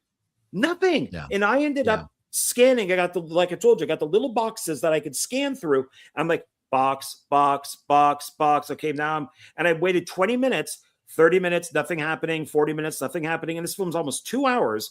We finally almost get to that point, and then she starts torturing him, cutting off his leg and shit like that. And there's he's having some fantasy about the son's friend who's like a schoolgirl. There's some weird person with no legs and a fucked up hand. And it's just like, this is awful. This film sucks. It's horribly shot. I have no idea if it's well acted or not, because it's all fucking subtitled. And it's just like, no, I immediately got out of the free trial, so I wouldn't accidentally have to pay for this. So it's like, no, I hate this. I would say I would leave it right where it's at. I would say D. If nobody's willing to do F, I'm willing to do D. Okay. So that will be I agree with you. You know, and this brings me to a movie that should be on here that isn't. And one that I will talk about in the weeks to come. And that is Antichrist with Willem Dafoe. Oh yeah, you like that film. Yeah. I haven't seen it. Antichrist is phenomenal. And there are similar aspects. I've heard people say Antichrist, Audition, good double feature. But if you're looking for a certain type of film, there are elements that line up, but Audition is long and boring. Oh and my God. I could never, I don't own it. I looked to see if I bought it, and I have not, and I did not even add it to my list, because I just don't desire to ever watch this again. No. So I would take Possession. I would own Possession over this, as at least it has Sam Neill in it. But it's like, no, this is bad. It is. Yeah. And I think that's what gave me fatigue. It is finally this movie. And it's like, I'm done with this list. I am absolutely done with this list. Yeah, and that's it, to me, that's part of what makes it interesting, because if we just agreed with everything, it wouldn't be fun. We wouldn't even need to have the conversation. So I think this is what's interesting, is talking about movies that we can go, why the fuck is this on here? You know, and then we find out movies that we completely disagree on. And I'm still kind of shocked. I thought you would watch Evil Dead Rise Again and come back and agree with me. I really did. So I'm kind of surprised, but that's what makes the conversation fun and interesting and volatile. Like Jeff likes the volatile conversations, and John and I have had our fair share of them. We get into it, and we have to take it down and a few drinks and move on. But there you go. Speaking of drinks, Cinestalker has a PBR decent. I have a PBR light that I wanted to put in the background, but it's just too bright, so I can't have it. Is that peanut butter raspberry? Like yes. a sandwich? Yes. Okay. Oh, that sounds good, actually. Peanut Pabst Blue Ribbon. Blue Ribbon. At one point, the most popular beer on the planet about 100 years ago. I have not seen Audition. Antonis, don't waste your time. Elika says it's a D. Elika, I like where you're going with that. Sean has a Budweiser. Not a big fan, but you do you. Audition is a D for Jeff. I don't get the love. There you go. Mario says F. Sean 420 says F. John, can a film be that bad? yeah. It really can be to the point that you just I almost wanted to do like I sent you the message where it's like, I made 20 minutes into it, didn't care about anybody, turned it off. And then I thought, no, I should at least scan through it. I probably should have done that with Possession too, just to kind of get to the cosmic horror stuff. But it depends on what app you're watching it on, because some you can't scan through and see. It just jumps. Oh, true. Yeah. But so because of you guys enjoying The Mummy, maybe I'll give it another shot. I didn't get any vibes of things that would tick me off in it. I just didn't care. Maybe I'll watch it again in when I'm, feeling a little more up to it or something. but Audition was cool for the one scene, not giving spoilers. So that's the catch, is that some of these movies on this list, and some movies in general, it's all about the payoff at the end, and you have to wait for the payoff. When you have to wait over 2 hours for one little scene, it's tough. And for me, Audition, that scene at the end, there isn't enough payoff for what you have to endure. Yeah. I mean, Martyrs, I enjoyed much more than this. I mean, it's Well, in Martyrs, there's stuff going on throughout, and that's where, like, Antichrist, there are things going on. I'll have to watch Antichrist. Yeah, if you give The Mummy a second chance, I'll watch Antichrist. So, well, fuck you should watch Antichrist anyways, because it's a phenomenal film. Yeah. I'm not making deals. Okay, but I'll probably give it another shot either way. Irregardless, I'll probably watch it too, but you should still watch it. So How Weird says D. Jeff says, I would say The Legend of Hell House is far better than many on this list. That's a tough sell right there, Jeff, but there's probably some that it's better than. Yep. That is a good movie, though. Yeah. Sean is warning us. We have 10 minutes left. I don't know that we're going to hold to that time, because we're not going to get through all these movies in 10 minutes, but we're going to try and chug along. So, John, let's just go ahead and leave Audition as our second D. Okay, there we go. All right, here is one that is going to be interesting. Zombie. Fulci's Zombie, the classic Zombie. So I did go back and rewatch this, and I like it more now than I did before. I don't think it's a great zombie movie, and I will give you a couple reasons why. I do. It's funny because at one point during the movie, we get so off track and we're watching Jaws. We're not even watching a zombie movie anymore. We're watching a woman swimming around being chased by a shark. We go so off the rails, we're watching Jaws. So we start off in New York with this zombie. And come on, if you are worried about spoilers on the movie Zombie, I don't know what the fuck. Everybody should have seen this by now. But we start off in New York on a boat. It's an interesting premise. Everything that happens up until they land on the island, whatever island this is, down in the Caribbean somewhere, everything that happens before that, I love. The first 20 minutes of this movie, I loved. Then we land, and we have a non-Hispanic, well, maybe he is Hispanic, but non-Spanish speaking guy as a taxi cab driver who's going, "Senor, can you tip me some more?" Whatever. He has the worst fake accent, because so many of the words that he says, he does not say. Go ahead, John. It's an Italian movie. They don't shoot sound. Oh, irregardless, movie I'm watching, this guy talking, whoever did the voice on this, the voiceover was not, he was supposed to be, he was purported to be a guy from this island who was speaking Spanish, because senor and the words he was saying, but then there was words that were not pronounced right, and he never once rolled an R. So whoever did the voice failed on this, and that bugged me.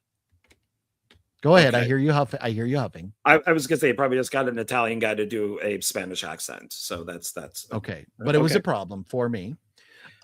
So then we get on this boat. I like the idea where we're going. We got to find what is causing this. Where did her dad go? So we got a team of a reporter, and we got a girl who wants to find her dad. I'm okay with this. We get out on a boat, and then we get sidetracked with Jaws. So we have like our little intermission where we're swimming around. And then it was kind of interesting that there was a zombie under the water, and she comes up with that. But they made more about the shark in that scene than they did the zombie. It was just like, oh, there was a guy down there. Okay, well, forget about him. Are you okay? Do you want to keep your boobs out, or should we cover them up? You should think that's a brilliant scene. I'm not complaining about it, but I just thought it was funny. I thought this scene didn't really add to the movie. It made it kind of neat that we had an underwater zombie. But the acting is subpar at points. Here's my biggest problem with this movie.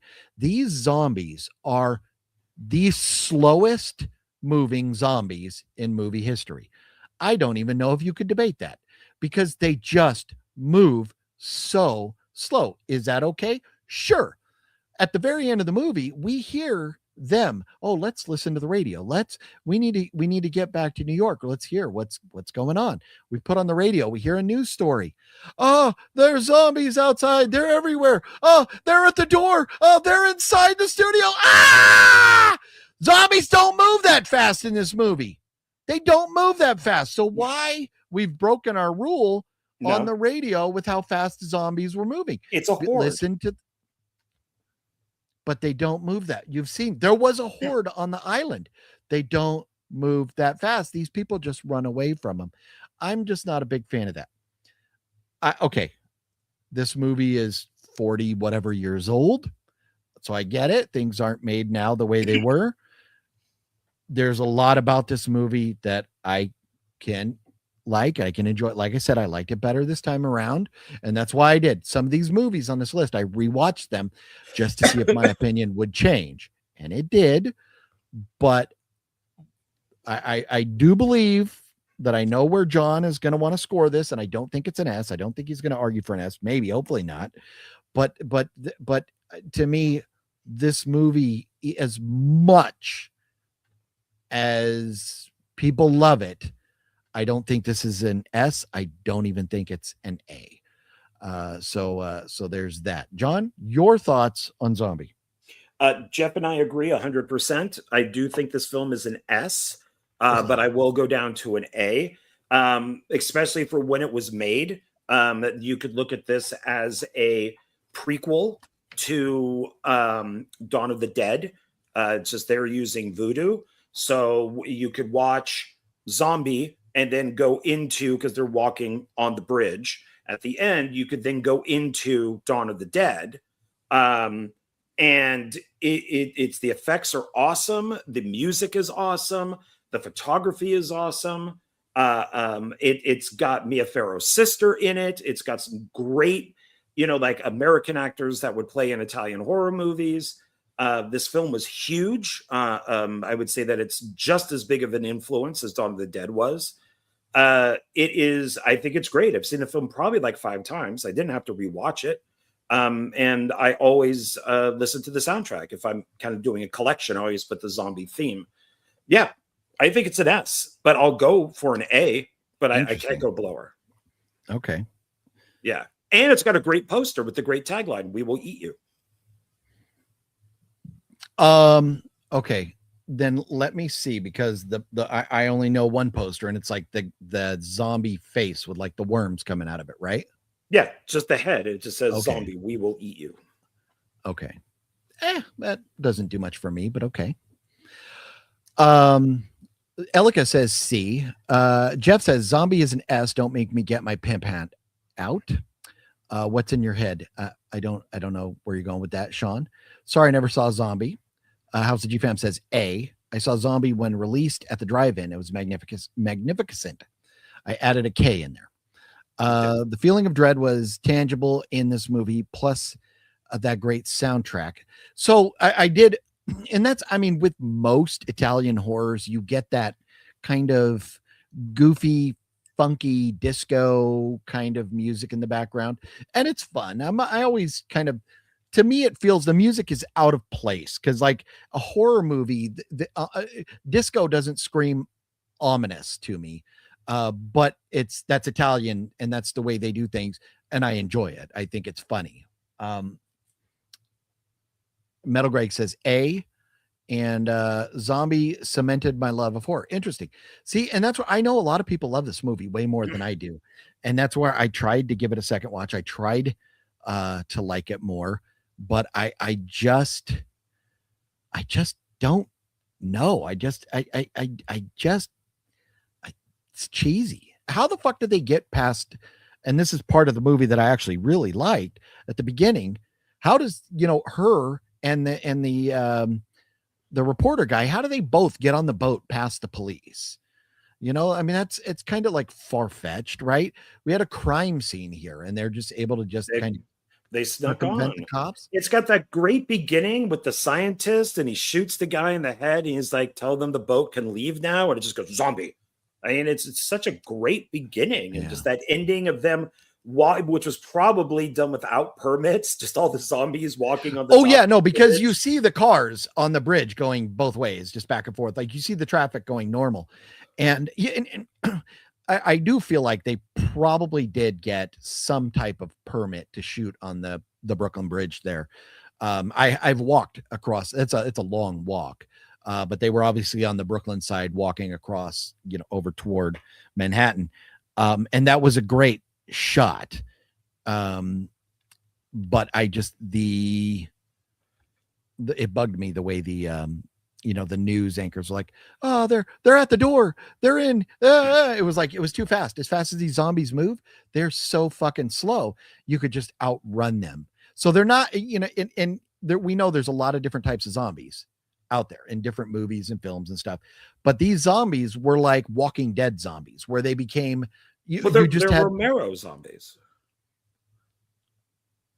Romero zombies moved a lot quicker than these ones did. They even mentioned in the remake of Night of the Living Dead, the girl goes out and goes, they move so slow, we could just walk right past them. Yeah. Well, that's why they got to be in a horde. That's the same thing with Walking Dead. You could get by them, but if they're in a horde, that's the problem. Jeff says, okay, you're too analytical. So, and here's one thing. So, and as it's funny, as I talking about being analytical, when I sit and watch movies with Fluffy Gamer, Fluffy always says, he goes, you watch these movies and you analyze them. He goes, you look at I would look at everything I look at, like from a filmmaking perspective. I analyze everything. I want the details. I want everything to make sense. I want everything to be done as best as possible. And look, I get it. When this movie was made, what people wanted back then, you got a lot of it. I mean, okay, I got a fucking shark going after a girl. I got an underwater zombie. That stuff's cool, but I don't feel like it added to the fucking story at all. Now, all this, and as much as I seem like I'm trashing this movie, and I really believe, in my opinion, if I was doing my own list, it would be a B. But if you're willing to go down to an A, I think, and based on some of the other, Jeff and you are the only two that say S. Other than that, we have House of GFam says A, Elika says C, Sean says, I don't know if that was for this one or not, but we do have some lower scores, but if you're willing to go A, I'm willing to go A. I have a hard time putting this up there with the best of the best. It's fine. I can go A. Okay. A this. Okay. All right. Predator says, sorry, really quickly here. Hey, OGP and John, did you guys hear the original Texas Chainsaw Massacre is coming back to theaters for one night, August 18th, in 4K remaster? You guys going? I definitely plan on it. That might be fun. Speaking of Texas Chainsaw, I think we talk about part 2 tonight, or was that last week? No, that might've been last week. Huh? I don't know though. Oh, 2 was last week. Oh, was it last week? Okay. Scareticulous. Hello, Scareticulous, watching over there on John's channel. Oh, hey, thank you. Yay. Sharks in Space. It's never going to get an S from us, Sean. I and my son, John, are of superior intellect. I would agree. There you go. Yeah. Okay.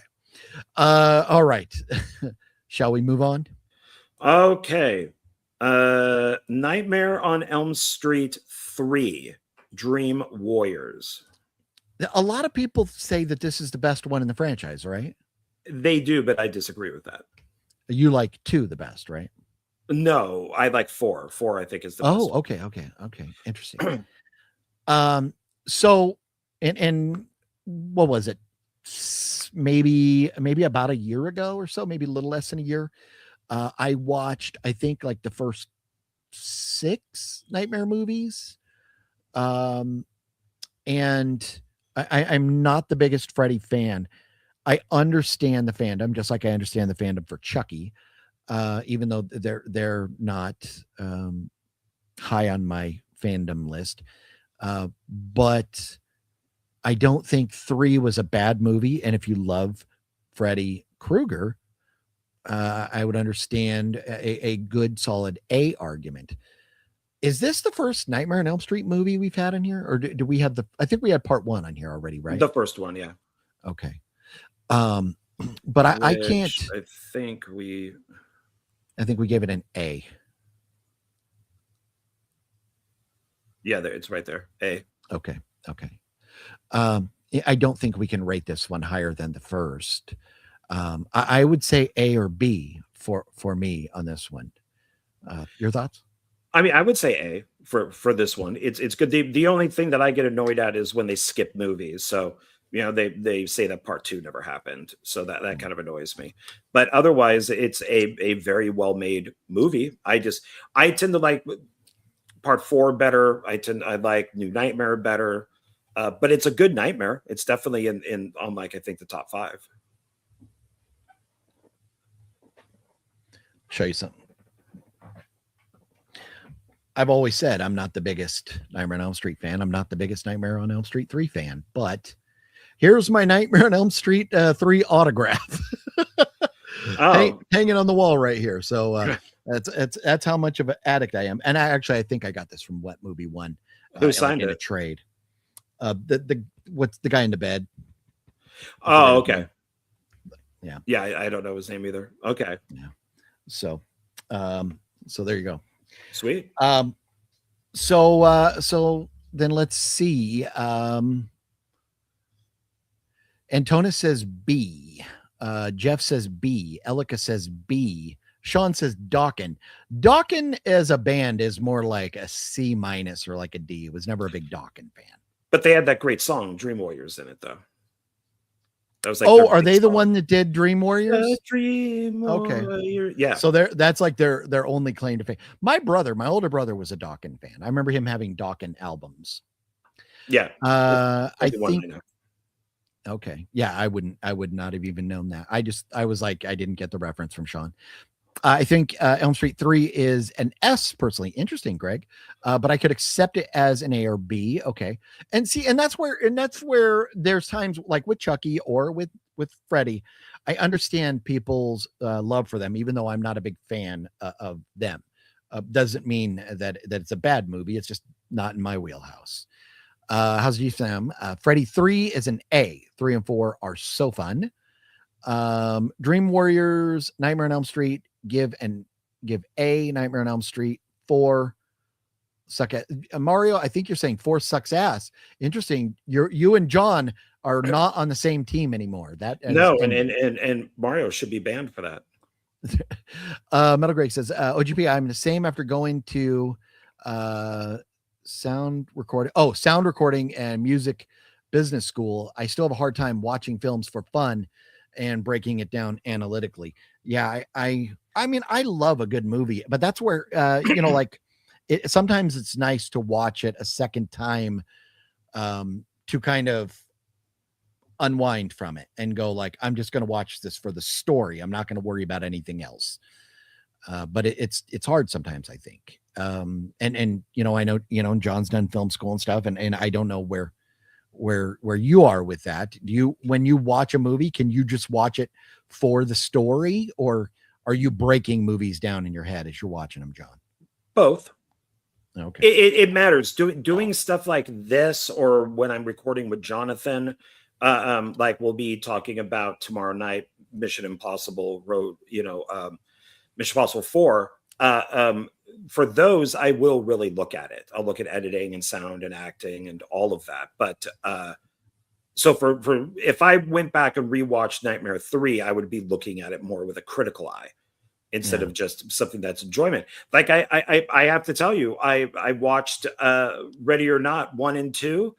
I did not like 2, and a lot of it has to do with the story and stuff. But so I was really kind of looking at that in terms of the first one, because I'd watched them back to back. So it kind of depends. But yeah, I mean, I look at stuff because of going to film school, and I especially look at editing because I wanted to edit to begin with. But yeah, it Okay. depends. But I think if you look at Nightmare on Elm Street as a whole, part 3 is by far in the top 5. Okay. Okay. Yeah. And so for me, yeah, I don't have the ability to just watch a movie and not pay attention to things. You and I, because you remember, I used to, as I would watch a movie, if John and I were like, oh, we're going to watch the same movie, I would message John little comments on the movie as I'm going through it. And John would be like, just don't fucking watch it then. And I'm like, no, I'm analyzing as I go through. That's just how I watch movies. I cannot just ignore flaws. They bug me. And that maybe it's a bit of OCD in me or something. I'm not sure. Well, I think it's when you do that, it's normally with a movie I like. So it's just like, oh, well then don't watch it. I like it. Don't watch yeah. it. I don't need, because you commenting on things you don't like, I could then say why I think that's incorrect. Sure. If I like the movie. Yeah. So. Well, and because of that, I don't message you anymore about the movies. I message other people, bitch about things. And it's irregardless of whether it's something you like or not. It's just if I watch a movie, and that's why, and I really should. I just need to get off my lazy ass and start another series that I've been talking about doing for a while, called "Why This Movie Sucks," and every movie out there, you could nitpick something about it that is a problem. And so I don't want to get too far off tangent. But as far as Ready or Not, 1 is by far superior to part 2. But I enjoyed it too. But I forgot to talk about that tonight. I wanted to, but you and I, maybe I can rewatch both of those, and we can do a video for your channel or something. Well, I'm going to be doing a what did I watch for July, for like my vacation for the 4 days. Okay. So I'm already collecting posters, and that's I enjoyed Ready or Not 2. It falls into the nobody 2 category. Too comic-y, too comic book. We'll just remake the same movie again, just a different look. It's to me, they're the same thing. Sure. Mr. Bones, Snoochie Boochies, what's up, Mr. Bones? OGP, you got to be able to turn that analytical part off. Just have fun. I know. I wish I could. I wish I fucking. Well, he's anal, and that's a polite word for what he is. Thank you. I appreciate that. All right. So we need to put this. I'm saying A or B based on everybody else up there. We're kind of at A or B. I will let you make the final call on it. I think it's an A because it's one of the best ones in the series. Okay. All right. Okay. Next one is Barbarian. I fucking love this movie, and I'm so glad that it's finally getting a physical release. It's like a 2-part movie. It really changes tones completely halfway through. It's a bit long, but I still think it's very, very good. I don't know that I would go to an S though, but I do believe this is a solid A, and I very much cannot wait for it to get a physical release. John? I think Weapons is better. I do love that it's 2 parts. I think the perfect example of a 2-part movie is From Dusk Till Dawn. I really do. Yeah. I use that as my example all the time. You started out with the kidnappers in the RV, and part 2 of the movie is they're at a bar with vampires. I absolutely love that type of storytelling. I'm in agreement with you. I would like to say that this is an S. I do think Weapons is an S. Barbarian, I think, is probably like an A plus. I don't think it's an S, but it is a damn good movie. Yeah. Another, I didn't want to cut you off there, but another like 2-parter is like Full Metal Jacket. That's like, boot camp, and then you have in the war. Yeah. So, okay. So, let's see what everybody else says, but I do think we can slap this up in the A's. Mr. Bone says, for Dream Warriors, A or S. Okay. Let's see here. Sean says S. I think we're starting this one. So Mario says B. Elika has not seen it yet. Elika, I totally recommend you checking it out. I think It's on Netflix, right? Is that where it's at? And that's why it didn't get the physical right away. Yeah. Definitely recommend checking out. Strong B for Jeff on Barbarian. B for Barbarian. But John, I think we can comfortably throw this. No arguments on an A for Barbarian from Mr. Bones. Like FMJ, Full Metal Jacket. This movie is to Bulu. To Buku. I think he was going for Buku. To Buku. Yeah, I think it's what he was going for. We need to check spelling on these things. Yeah, well, sometimes it's hard, especially on your phone, and he's probably driving. So let's slap that. Milk duds.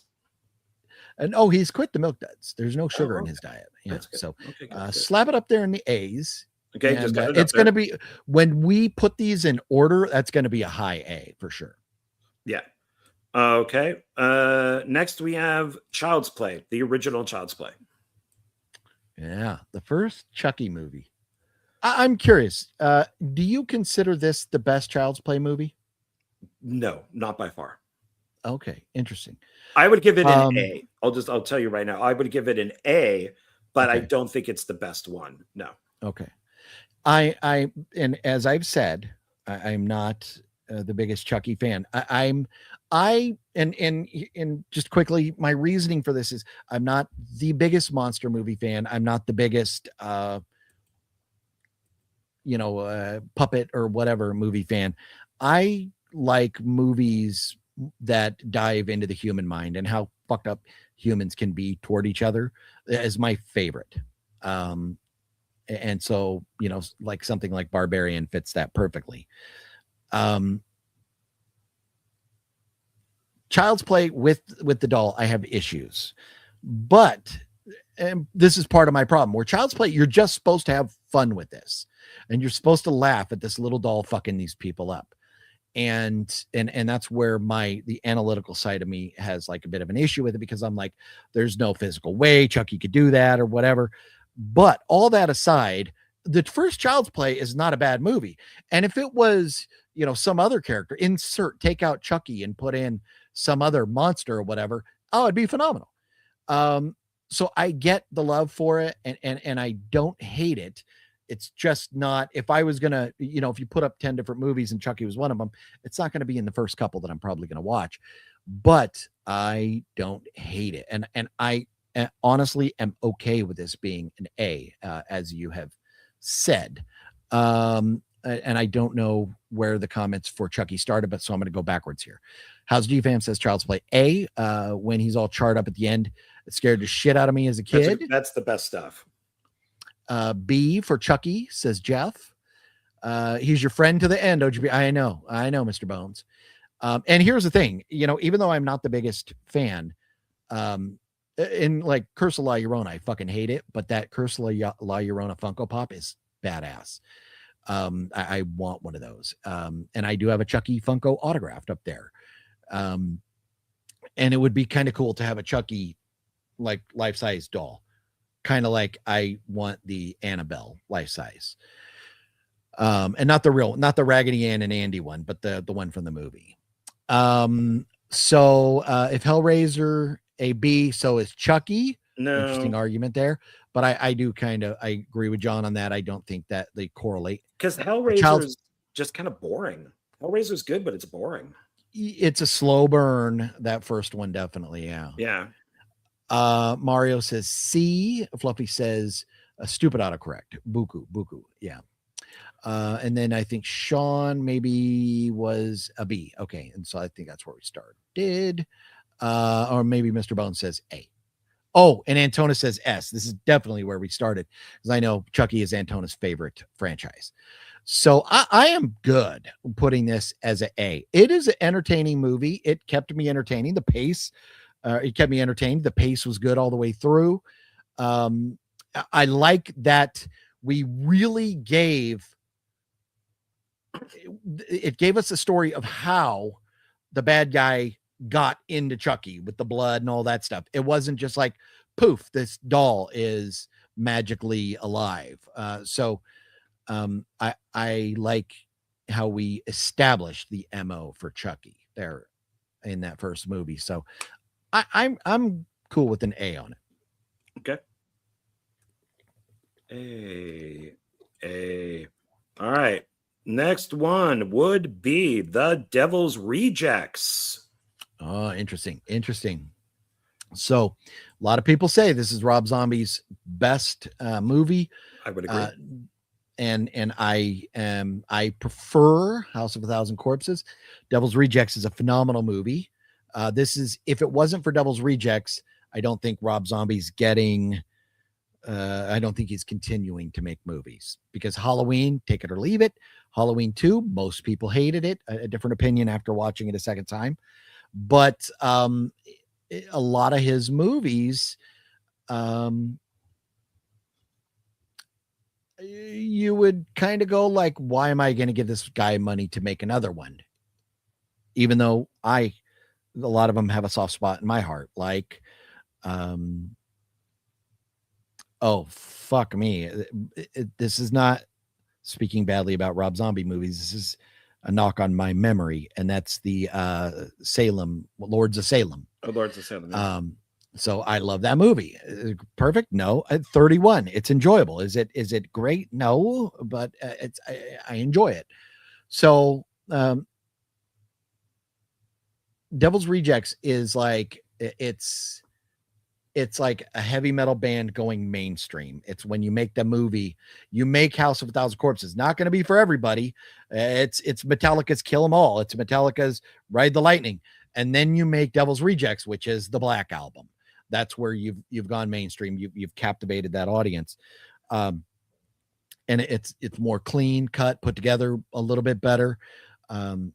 It's a great movie. I love it. As much as I love it, I would never argue an A. Oh, I'm sorry, I would never argue an S for any Rob Zombie movie.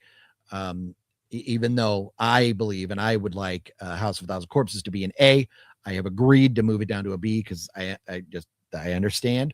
But I do feel like Devil's Rejects is a solid A. John? In the world of Rob Zombie, I think it is an S. Compared to other movies, it is an A. Sure. So okay. it is. I think that it is, since you were comparing it to something else, I would say it is Rob Zombie's Sergeant Pepper. It's. I don't think he will ever do a movie better than this. And I think everything he did before it led up to it. So without the music videos, without House of Thousand Corpses, without all that, we wouldn't have this. And I don't think that he will ever make a film that is as good as this. I think the sequel to this shows that. So I think it is a solid A in the world of everything else. Sure. Okay.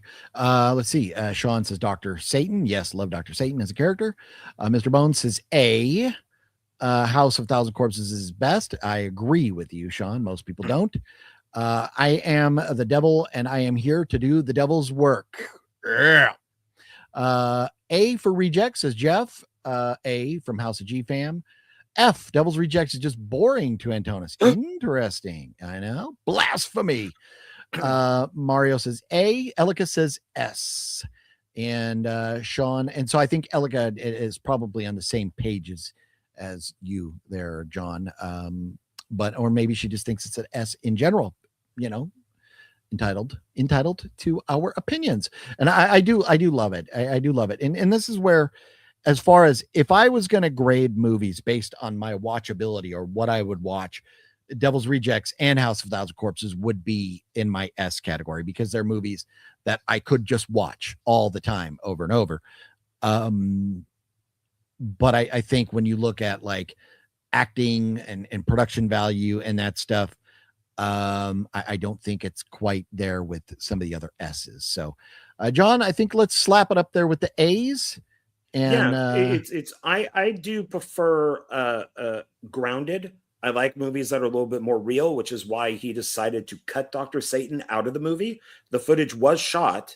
It's actually deleted footage. You could see it on the disc, I believe. But he decided to cut it out because he wanted it to be more realistic, more grounded. And I prefer that. Just like superhero movies. I like, let's say, Sam Raimi's Spider-Man. I like that the Green Goblin is a costume. I like that in Spider-Man 2, Doc Ock is a suit. You get into Spider-Man 3 and you got this, Sandman, and he's made out of sand. And I don't prefer that. I like things to be more grounded. And so that's why I think this is his best film, and he probably will not do another one as good as this. So here's a question for you, John. What is your favorite ice cream? Who asked that? Nobody. I'm asking. It's none of your business, douche. Okay. No, my favorite ice cream would be Rocky Road. Okay. So I was just kind of seeing how well you remember The Devil's Rejects, because it should be tutti fucking fruity, tutti fucking fruity, tutti fucking fruity, tutti fucking fruity, tutti fucking fruity. I've not seen the movie. The scene in the van, very long time, where Bill Moseley's like, "We're not stopping for ice cream," and Captain Spaulding and Baby are like, "Tutti fucking fruity, tutti fucking fruity." And he's like, "We are not stopping." Then they cut to the next shot, and they're sitting there licking their ice cream cones. See, that's a good edit. It's a great scene. It is a great scene. Yeah, that's funny. I haven't seen it I'll have to rewatch it at some point. Maybe do like a marathon. Okay, moving on. All right, moving on. All right, next is Todd Browning's Freaks, One of Us. One of Us. So One of Us. I had never seen that until my daughter got me this poster, and I was like, okay, now I have to watch that. So, and I believe I had to maybe pay for a subscription to watch it or something, or I had to do a trial or something, because it just wasn't readily available. But I did watch it, and I enjoyed it. I don't know. I mean, it's a classic. What is this? 1940s? Yeah, it something is like that. It's early. way the fuck back there. Yeah. And for all that, considering when it came out, it's pretty fucking well put together, and a little kind of risque in the sense of, like people cheating on, or, the relationships that were going on there, with the sexual innuendos and stuff. It's a pretty fucking entertaining movie, and it's not too long too. It's like movies made back then. They weren't 6 hours long. It's a very good movie. And I think because of when it was made, I'm okay with giving this an A. If this was made later on and it was this production value or whatever, I'd have a harder time pushing it up there. But I feel like it's a pretty good A. I could go B. I really have a problem pushing it to S, but go ahead. Let's start this heated debate. Oh, no, I say it's an A. I think it's a really good film. It's beautifully shot. It's from the guy who did Dracula. They used real disabled people in it. I don't think. Yeah. I mean, Freaks is such a. You would never get a movie called Freaks today with those type of characters in it, unless it was all special effects or something. And it's one of Todd Browning's best films. It's really good. I just don't think it's one of the best horror movies ever made. I think I would probably rather watch Dracula over the two. So, but it's very good. So I would say it's a high A. Okay. Jeff says S. Antonis says S. I don't know that we have any other scores here. Now I want to watch Rejects for the 49th time or 40th time. 49 works too. Yeah. I don't know that I've seen it 40, but I've seen it quite a few. So, let's just slap that one up there with the A's then.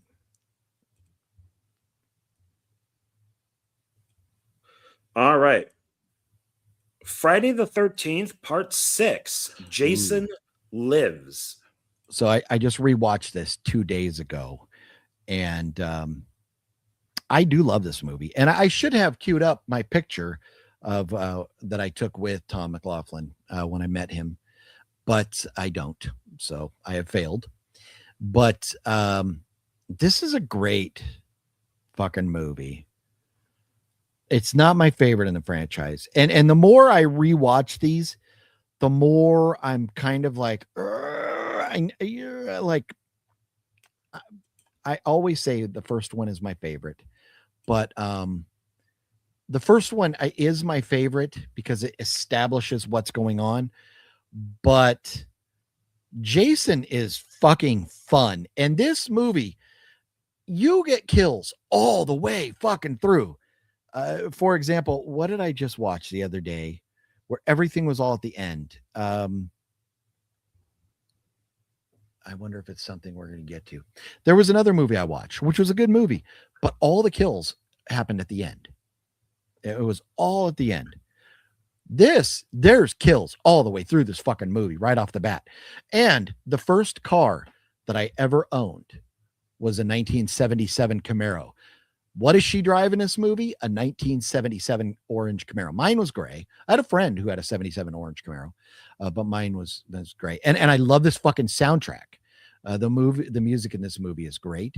And I love how we see Jason acquire a machete. It doesn't just magically have one, rips a guy's arm off and gets the machete. I do wish that some of the deleted scenes were left in to make it a little more violent. It's like 6.5 minutes of deleted scenes that you can watch on there. But I very much enjoyed this movie. I think more than I ever have watching it. And so I do feel that this is an A. It's an easy A for me. John? Oh, it's an A. The humor is hit just right. It's the first time you can actually hear Jason's footsteps, which is great. You can hear the leaves and all that stuff breaking. If you watch it and if you know the scenes, there are two actors that played Jason. The first guy was fired because when dailies were shown, the producers are like, this guy is not threatening.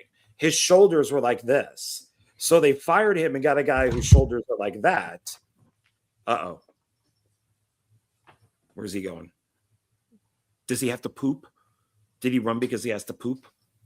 I think he has to poop. He's not wearing his diaper. He's pooping. He might be pooping in his pants. I don't know.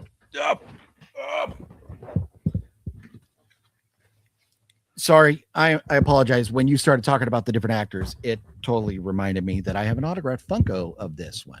And now I'm curious because I'm not aware of what you're talking about. But here is my Jason Voorhees autograph from CJ Graham. And it says part 6, 18 kills. There you go. CJ Graham wasn't the one that was fired, was he? No, he is the main guy. He's the guy that they brought in. And I'm in a movie with CJ Graham. Thank you very much. Thank you very much. Thank you very much. Has Tom brought CJ Graham back for anything else? I think he's been in a couple things. Okay. Hopefully at least he's in Shadow Valley. It might be because he said he wants to bring back a lot of the regulars. So, it would be but yeah, no, awesome. They brought, you could, if you rewatch the movie at any point, just watch Jason walking around and you could tell the guy's shoulders are more like this. Oh, okay. Like they go down, and CJ Graham's are like this because but I love the film. I love the humor in it. Of course, Alice Cooper, doing the song. And then when I saw Alice Cooper live, he did play the song. Nice. He's back. It's the kids are funny in it. The everything in this is perfect. It's just it's one of the best ones. It's definitely in my top 5. I would agree. And I forgot to mention something else that I absolutely love about this is that part 1 and part 2 were filmed in like Jersey, New York, out there. This one, and then part 3 and 4, and I believe 5, because 5 definitely has a California feel to it, but they were filmed in California. This one is filmed in Georgia, which looks so much more like Camp Blood. It looks like the original lake, so much more. And that makes a large difference to me, because when I watch part 3, I'm like, this is not fucking Camp Blood at all. This is not what that camp looked like. And you could tell that like the lake is like small. It's like a pond. It doesn't even look like a big old lake. So yeah, I love that aspect of it too. So so I'm glad we're both in agreement on an A on it. Let's see here. B for Jason says Jeff. Interesting. Mr. Bone says 6 is cool. The only one that actually has kids at the camp. I know, and it is interesting because he comes in and like has an opportunity to kill kids, but then he's distracted. Or well, he just leaves at one time, but then another time he's like distracted. But that is an interesting element to have actual little kids instead of like teenagers. Friday 13th part 6 is an A from Metal Greg. Okay. 4 and 6 are my favorite Fridays, and 4 and 6, those are 2 fucking good ones. Yeah, those are, yeah. I think 4 and 6 would be, if I had to pick my favorite 3, I think it would be 1, 4, and 6, like probably in that order. And then after that is going to be 7 for me. But you could go back and watch. John and I have done the Friday 13th video on Friday 13th before, I think, where we ranked them all. Yeah. Let's see here. The funny thing with 6 also is John Travolta's brother is in it. Oh, really? And he's the guy that's in the RV who goes, you know what you're doing? Oh, is that John Travolta's? Yeah. So, but he lives in Vegas, and I was commenting on something. It was probably about Friday the 13th. He got weird with me. Like he was like making some weird comments, and it was just like, oh, cool. This guy for the movie is, chatting with me. It's like, dude, you're kind of weird. They'll just does he, is his last name Travolta, or do they have like a different dad or something? I think it might be, or it's like his cousin or something. Or Travolta maybe state. Oh, nephew. Okay, it says nephew. Okay. That would make sense more age-wise. Age-wise, yeah. Well, but I mean, this was what, 88 or something like that, and it's pretty early. Yeah, technically, yeah, it's a little bit. Yeah, but that's one of the scenes that should have been longer, and in the deleted scenes, it is more graphic. Like the knife goes in his head, and Jason like fucks with him a little more. So part of that scene is trimmed down to make it not as violent. So it's like TV or theater worthy or whatever. So fuck you, motion picture rating association people that make movies get trimmed down. That's right. But okay, so a solid A there. Okay. Talk about communist. Fuck them. Exactly. All right. Okay, here is one. I cannot believe this is on the list. Halloween 3, Season of the Witch. Yeah, I don't. Okay, so I used to hate this movie, and it's funny because Lady Fatblood would give me so much shit when I bought the 4K version. She's like, "Why are you buying a movie you don't like?"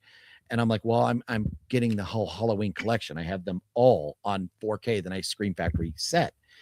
And she's like, "I don't get you're buying a movie you don't like." Well, I've rewatched it several times actually since then, and it's grown on me. My hate for it was that it didn't have Michael Myers. If this wasn't called Halloween, we would look at it, a lot of us, very differently. It is a very interesting movie. There are production issues with it, but I really actually very much like it. I don't hate it.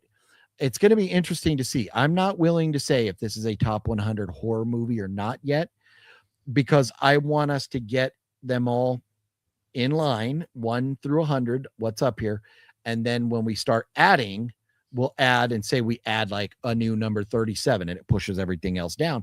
Eventually movies are going to get pushed out of the top 100. Maybe this will be one of them, I don't know. But it's a good movie. It's a very good movie, and I think I am not going to argue for an S, but I think a lot of people may. I would actually be okay giving this a B, or I'd be okay giving it an A. That's where I'm at. John? I really like it. And just like many people my age who saw it in the theater, we hated it because it didn't have Michael in it. And then Yeah. we understood why it was made is that Halloween 1 and 2 ended. It just ended. And they were going to do a yearly anthology series where it would be Halloween 3, 4, 5, and 6. And it would be a different horror movie every year. And because Halloween 3 bombed, that was thrown out. So knowing of what they were going to be doing makes me like it a little bit more. I do really enjoy 3. I think it's a good movie. I just don't think it's one of the best. I could give it a low A or a high B. I'm fine with that. It's got a great soundtrack, and I can watch the film anytime. If somebody said, "Oh, do you want to watch Halloween 3?" I'd be like, "Sure, why not?" I do also like that it's shot in Northern California, and it's just an interesting film. There are some stupid stuff, like when Tom Atkins is tied to the chair and he takes his hand with the mask and goes like that, and it lands right on the camera. Is pretty stupid, but and then of course, the chick ending up being a robot at the end. She doesn't say anything for the last 10 minutes of the movie. So it's like, oh, she's a robot. But I love that Nick Castle is in this film, as one of like the security guys. So it's got some great, Tom Atkins, of course, is always great. But it's and I love movies like this where just the people are just horrors, basically. You got the nurse who hooks up with him on like the first day that they're there, and then of course he's in the bad relationship with his wife, and just nails her. So stuff like that is funny. It is so funny how, like, what type of deal did Tom Atkins strike with John Carpenter where he's like, any movie that I'm in that's related to you, I'm getting laid no matter what. Immediately goes in and just bones Jamie. So he just picks her up on the side of the road, cut to 10 minutes later. So I don't know that I could just watch this anytime. I don't think I'm on that part. But it is sad that the factory was torn down. I do think Sean, the Horrors Hallowed Grounds, Sean Clark went there. I think he went maybe because he knew it was going to get torn down and went there. But that factory was torn down, and I don't know if the motel is still there or not. Some of the stuff, and it was filmed throughout California, but there's like the very beginning where like the freeway overpass and stuff is up by like Newhall, Valencia area, I think. And then, the factory and stuff is like Central Coast, California.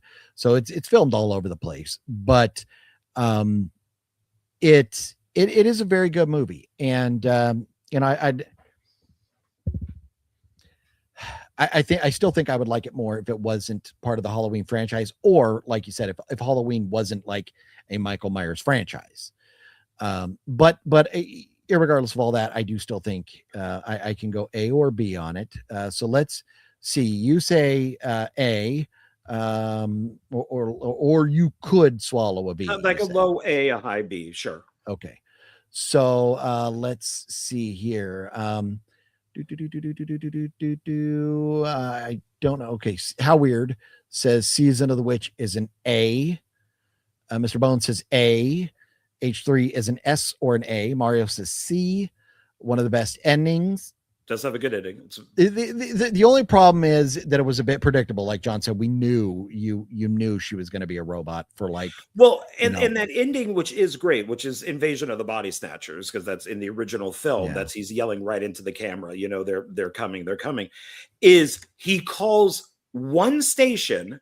One, how do you know the number to that station? He calls one station, and a few of the channels turn off, and then it's just like, well, you called one station. That's it. The rest of the country or world is still going to see this. One station doesn't turn other stations off. I get what they're doing, but it doesn't make sense for that.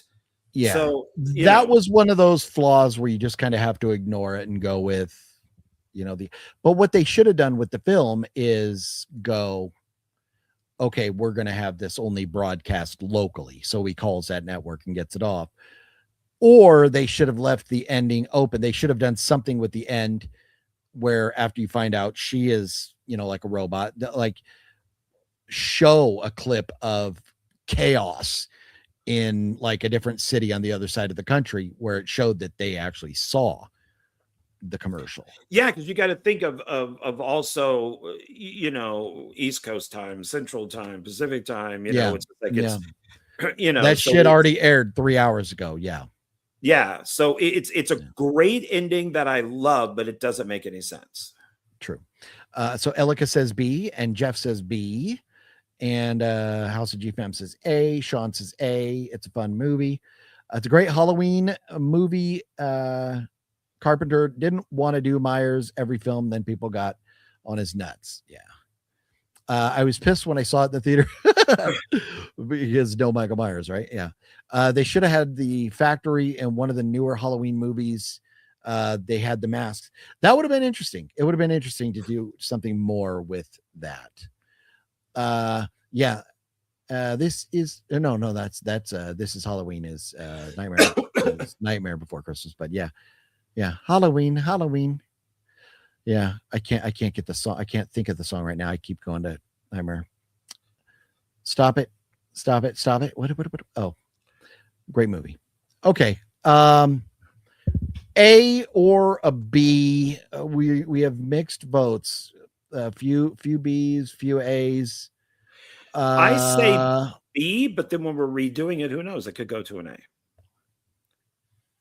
I would rather bring it up than take it down later. Yeah, you know what? Because of the fact we have Howling at a B, and we have It at a B, and we have Howling in It. Yeah, but yeah, throw it at a B for now. Let's throw it at a B for now. Okay. All right. Next we have, what is this? Nightbreed. Clive Barker's Nightbreed. I don't know how everybody's going to feel about my thoughts on this, but I fucking hate this movie, and I even own it. But I put it in to rewatch it, and I just had to take it out after like less than 10 minutes. I was like, I fucking hate this movie. I'm not going to be able to give this a fair score. I don't like the cheesy mask like effects. These so fucking cheesy in this. I'm not going to give it a good grade. I would rather wait and see. I don't even understand why this is on this poster. This is one for me that at absolute best, I would give a C. Yeah, I fucking hate the cheesy monster stuff. So, John? I think it's better directed than Hellraiser. I am pretty much in agreement with you. There is a director's cut, which Scream Factory released, but I have not seen it, so I can only go off of the theatrical, which is confusing. I just don't. Yeah, my big thing I think off of this was the soundtrack. So, but I could go like a C with this. Okay. Maybe if I saw the director's cut and it made more sense, I could go higher. But yeah, I think only a C would be my thing. It's not a great movie. Well, and I see Dr. Decker. That reminds me. David Cronenberg being the killer in this is great. So that brings it up for me a little bit, just like Cronenberg was the dad in Ready or Not 2 that died.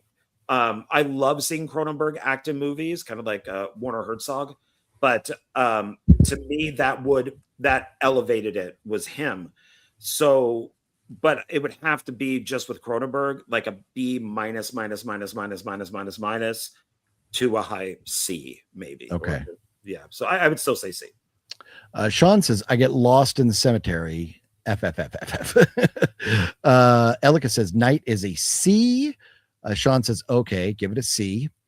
Nightbreed to me is either A or B, says Metal Greg. Jeff says C at best. How Weird says Dr. Decker is legendary. The score is great. The movie is a B. I remember renting it at Blockbuster. Yeah, I never saw it until a couple of years ago when I bought it. And I fucking hate it. Antonis says C. Let's put this one at a C. I just looking at some of the other stuff that's in B. Maybe it would be the bottom of a B. But for me, I fucking hate it. I really hate it. So, okay. All right. So next would be Nope. Ooh, interesting. So, Nope. Gail has mailed me Get Out. He's trolling you. And Us. And so the other day I was like, well, fuck, I don't own Nope, but now I own Get Out and I own Us. So I watched Nope. Out of the 3 movies that this what's his name has done, this is my favorite. I think this one is the best. I like the uniqueness that it's not a flying saucer. I like that I didn't feel like there was some type of underlying agenda where I felt in the other movies. Not quite as much. Get Out mostly, but Us was better than I thought. But Nope, the trailer looked great. I was all fucking excited for it after the trailer. But then I heard bad things about it right away, and I was like, fuck. I liked the whole like little cowboy thing, like with the little theme park. The idea that he brings an audience to the theme park to see the alien and then they all fucking get eaten. That was very funny. My biggest problem with this movie is that it was so fucking long. You could easily trim it down a half hour. 2 hours and 9 minutes or whatever it was. It's so long. The idea that the cloud just didn't move. There was some unique things in this. I thought it was a very well thought out story. And I loved how the TMZ guy shows up on his motorcycle. And then once the motorcycle shuts off, it stops and he goes flying. There was some fun stuff with this. And I liked it a lot more than I thought I would. And if this was like an hour and 30 to max an hour and 40-minute movie, I would say, oh, this is a fucking A all day. But I am very much okay giving this a B. John? I've enjoyed all 3 of his movies. I think Us is the best. I love the parallel universe type of thing. I'm on the same level as you with this. I found it very interesting with that it's not just a UFO, that it is long. And I think this is the problem with I think this is more of okay, we're not going to count Us, but we will still count Get Out. So you can kind of do whatever movie you want to do. And so they just gave him the freedom to do whatever he wanted. I could say an A, but I would go a B. I may think this is the weakest out of them. Okay. Maybe for creativity, it would be a little higher, but yeah, I think I like Us better than this. I just like the idea of the underground people and all of that just being all fucked up. Yeah, I could go a B on it. I think that'd be okay. So I could go A or B on it. So okay. Let's see here. I think Mr. Bone says C.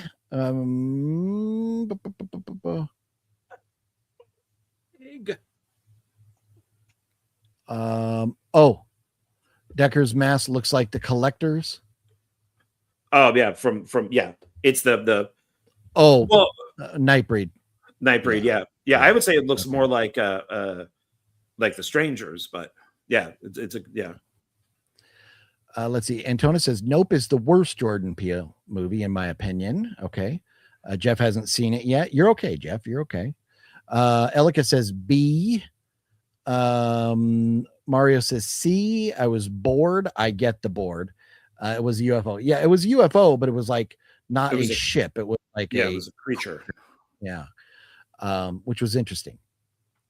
But I like the idea that you just couldn't look at it. But it's hard. There's a fucking alien being flying around. How are you going to not look at it? So it was very interesting. But yeah, it was just way too fucking long. So yeah, I think, I mean, I could go A, but I would still say B. you know, I think we should put it at a B. Yeah. Yeah. Well, where do we have his other movie? There's another one on. Is it Us? No, it's Get Out. Get Out. Where did we put Get Out? It's also a B. Okay, because this is better than Get Out, in my opinion. I know you may not agree, but I think it's better than Get Out. So, okay. Yeah, I like him, but the problem is everybody thinks everybody is the new Rod Serling, and they did that with M. Night and all that stuff. And if they make their first film and it does big, and it's The Sixth Sense, or it could be Get Out, and then they have to live up to that, and they never do as well past that. But everybody's like, oh my god, the new Rod Serling, and well, now they have to host the new Twilight Zone show, which Peele did. And it's like, no, just stop. It's like, stop comparing people to Spielberg. Stop comparing people to the Beatles. Stop comparing people to Rod Serling, because they're never going to live up to it. And in that case, no, these don't live up to being somebody like Rod Serling. So well, and that's where, and to your point, is the directors of Obsession and Backrooms. Good luck to those guys, because now they've set their bar pretty damn high. And we've seen Oz Perkins come and really make some great follow-ups, and maybe we have one kind of dud in there, but it wasn't terrible. But we'll see what those guys are going to have to come up with. And the one thing I do credit, what's this fucking guy's name again? Jordan Peele. Jordan Peele. His movies all have like the same color palette, the same feel. The colors pop at you. They have the same type of vibe. So I do like that. When you're watching it, it feels like a Jordan Peele movie. I kind of like that when filmmakers go from one to another where they're so fucking different. They can obviously be completely different stories and exist in different universes and everything. But I like to know a feel of a director when I go in. So I do credit Jordan Peele for that. Yeah, it's nice if you didn't have credits and you put on the film that you could go, oh, that's a Jordan Peele movie. Like you would know if you put on a James Cameron movie, if you took his name off, you would know it's a James Cameron movie. Yeah. The lights, fucking the editing, the directing. People. Fucking, yeah. See what he does next. Yeah. But we're not, thank God we're not getting any more of those. It's all just going to be a 3-hour movie of him constipated trying to take a dump on a bed. With brown people coming out of him. Oh. All right, we got next. Paranormal Activity, the first Paranormal Activity. This is interesting, and I love this movie. It's funny. Where did we put Blair Witch? I don't remember if I'd seen it ever before, but in recent memory, when I watched it for the first time, I think about 2 years ago, I was sitting right over here in this room. It was like 3:00 in the morning, and I'm watching Paranormal Activity, and there literally was an earthquake. That earthquake fucked me up because, they're laying in bed and that fucking house is shaking and all this stuff is going on. I'm sitting here watching a movie and my house starts literally shaking because there was an earthquake. This is a pretty intense movie. It was a unique movie at the time. It definitely not the first found footage movie, but early on in the found footage days, I really enjoy this movie, and I even really like the sequel and the third one. The fourth, I'm not the biggest fan, but they start to come back around later on. But this is a really good movie. I just wonder. I'm so conflicted as I've thought about this. Where do I go with this? To me, it's at least an A because of its uniqueness, its kind of pioneering style of filmmaking, and I just don't know.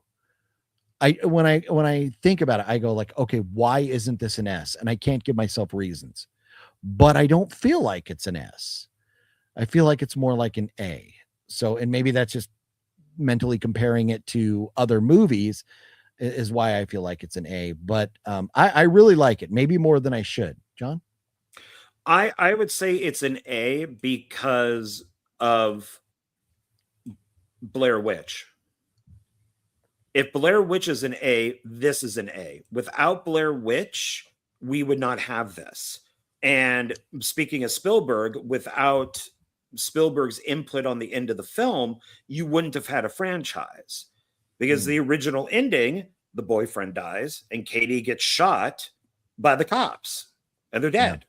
So that would have ended it there. You know, they could probably just have the demon move to somebody else's house. But I think the kind of like Blair Witch, the merchandising, the advertising, is more interesting than the movies themselves. But I would, I think if Blair Witch is an A, then this is an A. Okay. That is very fair. Sean says A. Elika has no desire. Elika, you ought to give it a shot someday. If you're sitting around and you got nothing to watch, you ought to give it a shot. I was against this franchise. And that's why it took me so long to really get into it. But it was kind of like Jaws, where I was just like, eh. And then when I watched and I was like, okay, I really like these now. And then your favorite Jaws movie then became Jaws: The Revenge because it's a Christmas movie. Amen. Correct. Yeah. Antonis says B. Mario says B. Jeff says B. And Jeff also says Blair is dog feces. I don't know. The first one, I disagree with you there, Jeff. Mr. Bones, did you rate this one? So we have 3 B's up there for this, but you and I both kind of feel like A. I think it's an A. It's not that long of a movie. It's pretty solid. The chick who plays Katie is friggin' hot. So even if you don't like the movie that much, then at least she's nice to look at for 90 minutes. Yeah, you know? Paranormal. I got a poster with both their autographs on it right up here. Oh, sweet. What movie, Mr. Bones? Paranormal Activity. I didn't see if you rated it. I didn't see your comment there, sir. I say we slap it up there in the A's. I enjoyed 3. Haven't seen the other. Oh, okay, interesting. So yeah, I say slap it up there in the A's. Yeah, guys, it's got to be an A. I'm sorry, because then we got to move other stuff. You know, you can't have something like Blair Witch, which was, you know, that the whole reason for this movie existing is this film. So, well, and I personally think Paranormal is better than Strangers. I think it's better than I like it better than Freaks. I like it better than Blue Lagoon. Blue Lagoon, Black Creature from the Black Lagoon. Blue Lagoon. So yeah, I do think it definitely. I like Paranormal better than what's the go up the one about the girls in the caves. Oh, The Descent. Yeah, I like Paranormal better than The Descent. So so I definitely think it belongs up there in the A's. Yeah, I can definitely watch Paranormal Activity. I could actually really watch any of them. I mean, I even like kind of that spinoff where it was like the Mexican one of it, and I enjoyed that one. I like how the boyfriend in the first film keeps fucking with the ghost, you know, and then and of course it ends up killing him. It's just I think it's just a good start to a franchise, you know, and my brother, who now lives in Texas, used to live a couple blocks away from that house. Oh, sweet. So, Cinestalkers, because it's in San Diego, it's in community of Rancho Penasquitas. I think even Adam LeWoo went there, but I know Cinestalker's been there. But yeah, next time you're down this way, if we're ever in San Diego, take you over and show you that house. Yeah, that's the director's house. That's his, you know. And not anymore. I think that. Oh yeah, he probably has a mansion by now. But yeah, at the time, it was, and he was just a guy who made a movie. Yeah. Okay, so let's see. All Next right. one, Talk to Me, the one with the hand.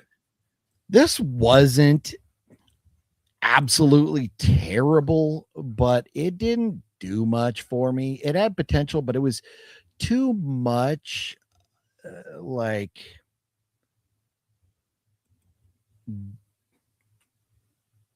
Gen Z kind of like entitled teenager people that I did not care for the cast, the characters, maybe not necessarily the cast members themselves, but the characters. I didn't identify. I wanted them all dead. I didn't identify. I didn't like the cast. I was like, I didn't like the people at all. It was an interesting idea. It was shot well, put together well, decent effects and stuff, but it just didn't do anything for me. I just didn't like the people. And so I don't know. For me, it's like a B. I could probably say that too. I like the idea, and I like that the sister lets her brother do it, and he gets all like fucked up. There is one actress that I'm not a big fan of. She was also in that Marvel show Ironheart. I'm just not a fan of her really. But I could own this and put it on the shelf because it's YouTubers. Like it's two YouTube guys who made it. So if I started to make like a YouTube section, I could buy it with no problem and put it in there. But I don't think it's something that, and I think I've seen it twice.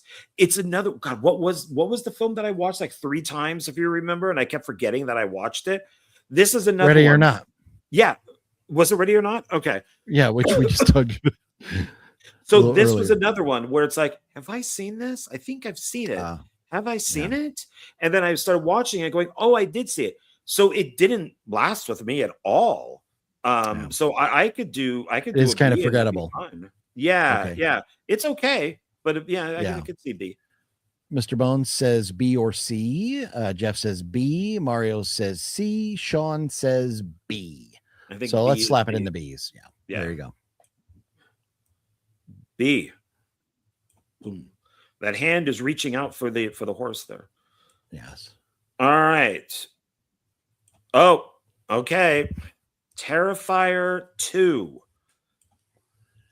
Okay. I understand. Just because we like a movie, just because we're fans of a movie, doesn't mean it's a great fucking movie. I understand people like it. I understand people are fans.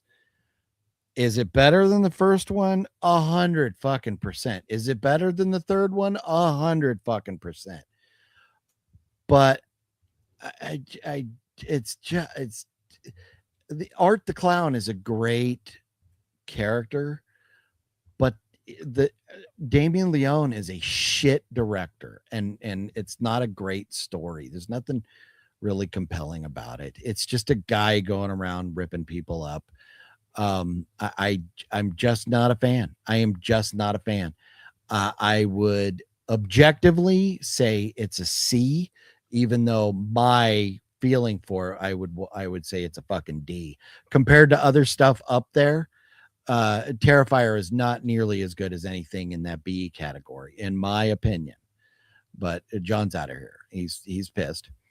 But I think John is probably going to get his Funko Pop that's autographed, but he's walking away like an old man. Now he's taking his sweet time.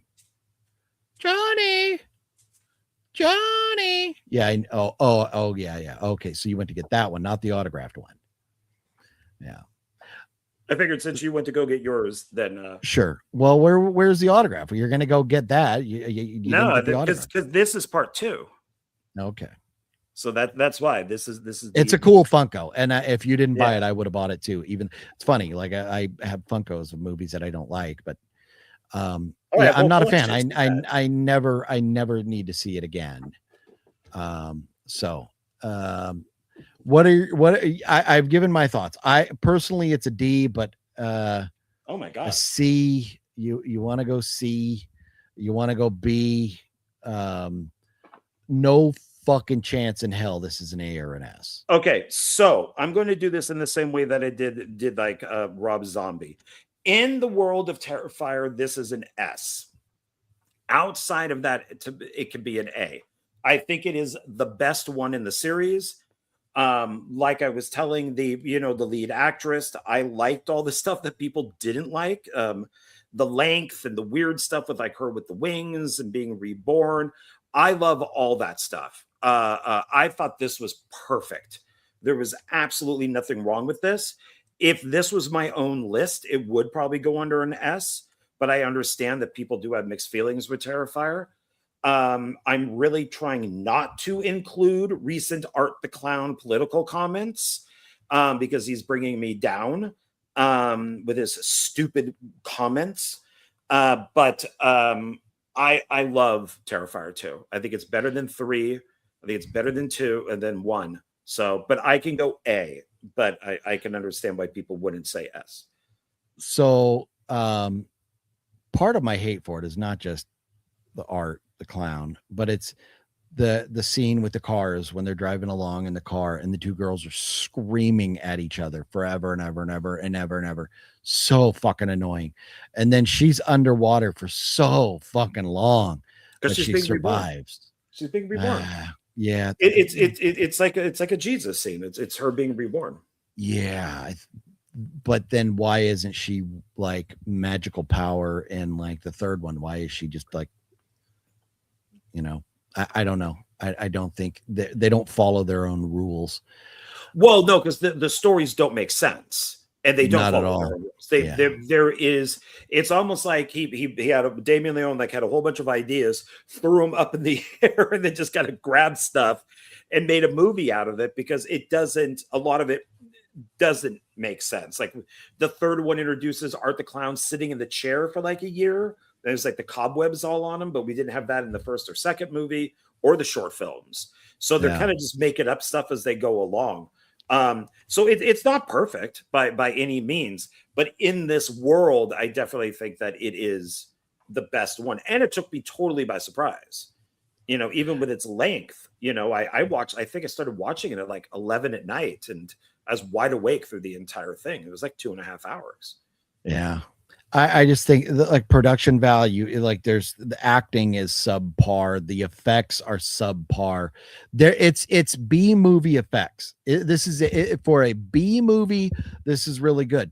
This is not on the level of, movies that are made with multi-million-dollar budgets. It's a small, low budget film, and you can see that clearly in the effects, and the acting. It's cheesy, it's fun, but like I said, you're allowed to love a movie. It doesn't make it an S. No.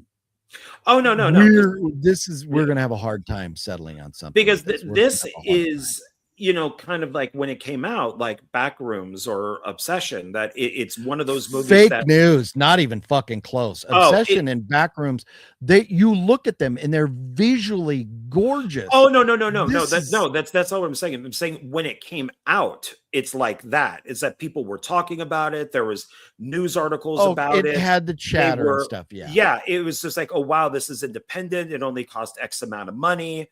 It's unrated. Theaters wouldn't play unrated movies, and they did. So it's very much a film that people talked about, which is why part 3 made so much money. Yeah. So it's but and, yeah, and as much as I'm not a fan, I understand people's, like, it's just like, okay, it's a slasher film. I just want to see Art the Clown going around fucking people up, and that's great. I'm all about it. It's this is not as good as any one of the Friday the 13th movies. So I don't think it could ever be compared like to mainstream horror movies. It's clearly low budget. But I will never be a fan of this franchise. I've tried. I went and saw part 2 in the theater. I went and saw part 3 in the theater, even though I hated part 2. I just don't see, like, when you look at movies that are on the A's and you go like, I want to put Art the Clown up there with Day of the Dead. I want to put Art the Clown up there with The Changeling, with Zombie, Dead Alive. There's no part of me that says that is a correct fit. I mean, you're saying low budget, but the first Halloween was low budget. The first Nightmare on Elm Street was low budget. But the first Halloween still had a bigger budget than like Terrifier 2, and the first Halloween was made in 1978. So I mean, 40 years difference, and it had a higher budget. So yeah, Halloween was considered a low budget, but if Halloween was a low budget at its time, this is considered a micro, but it's not really a micro budget because it was like almost $1 million or something. Or no, this was like $1 million. I think I'd have to look up its budget, but the original Halloween was like $2 or $3 million, and that was 78. So that would have been equivalent of like a $20 million film nowadays. I mean, as far as putting this, I can't go lower than an A. I can't. You can move something that you want if you felt that it should be lower or higher. I'll give you that, but I can't have this lower than an A. I can't. I won't say it's an S, but I can't. Okay, I don't know where the comments start. Let's see here. Trying to figure out where people's votes were. Mr. Bone says A or B. OGB doesn't get to vote. Mario says A. Jeff says B. Sean says B. Yeah. I mean, if we can't move on until you put in A, put in A. But I wholeheartly disagree, and I full-fledged protest that. It is not a good movie. I will give you. It's not better than look. Rosemary's Baby, or how about this? Not. Yeah. I will take this and move it up to here. But that's not an A. That's not an A. You're saying it's a B. No, House of a Thousand Corpses, in my opinion, I love it as an A or an S, but it's not. It's a B, and it is by far, hands down, better than Terrifier. Oh, I don't think so. If I never have to watch House of a Thousand Corpses, you're gonna tell me Terrifier is better than It or Reanimator? There's no fucking way Terrifier is better than It. Yeah, because Hellraiser, kind of boring. Rosemary's Baby, great, but kind of boring. Reanimator, kind of boring. The new It, don't care about the second part, like the first part. Get Out, I think, is an A. The Pet Sematary, A. Ring can stay. The Haunting is a great movie, probably an A. Wicker Man, B, maybe even a C. Trick or Treat, don't remember.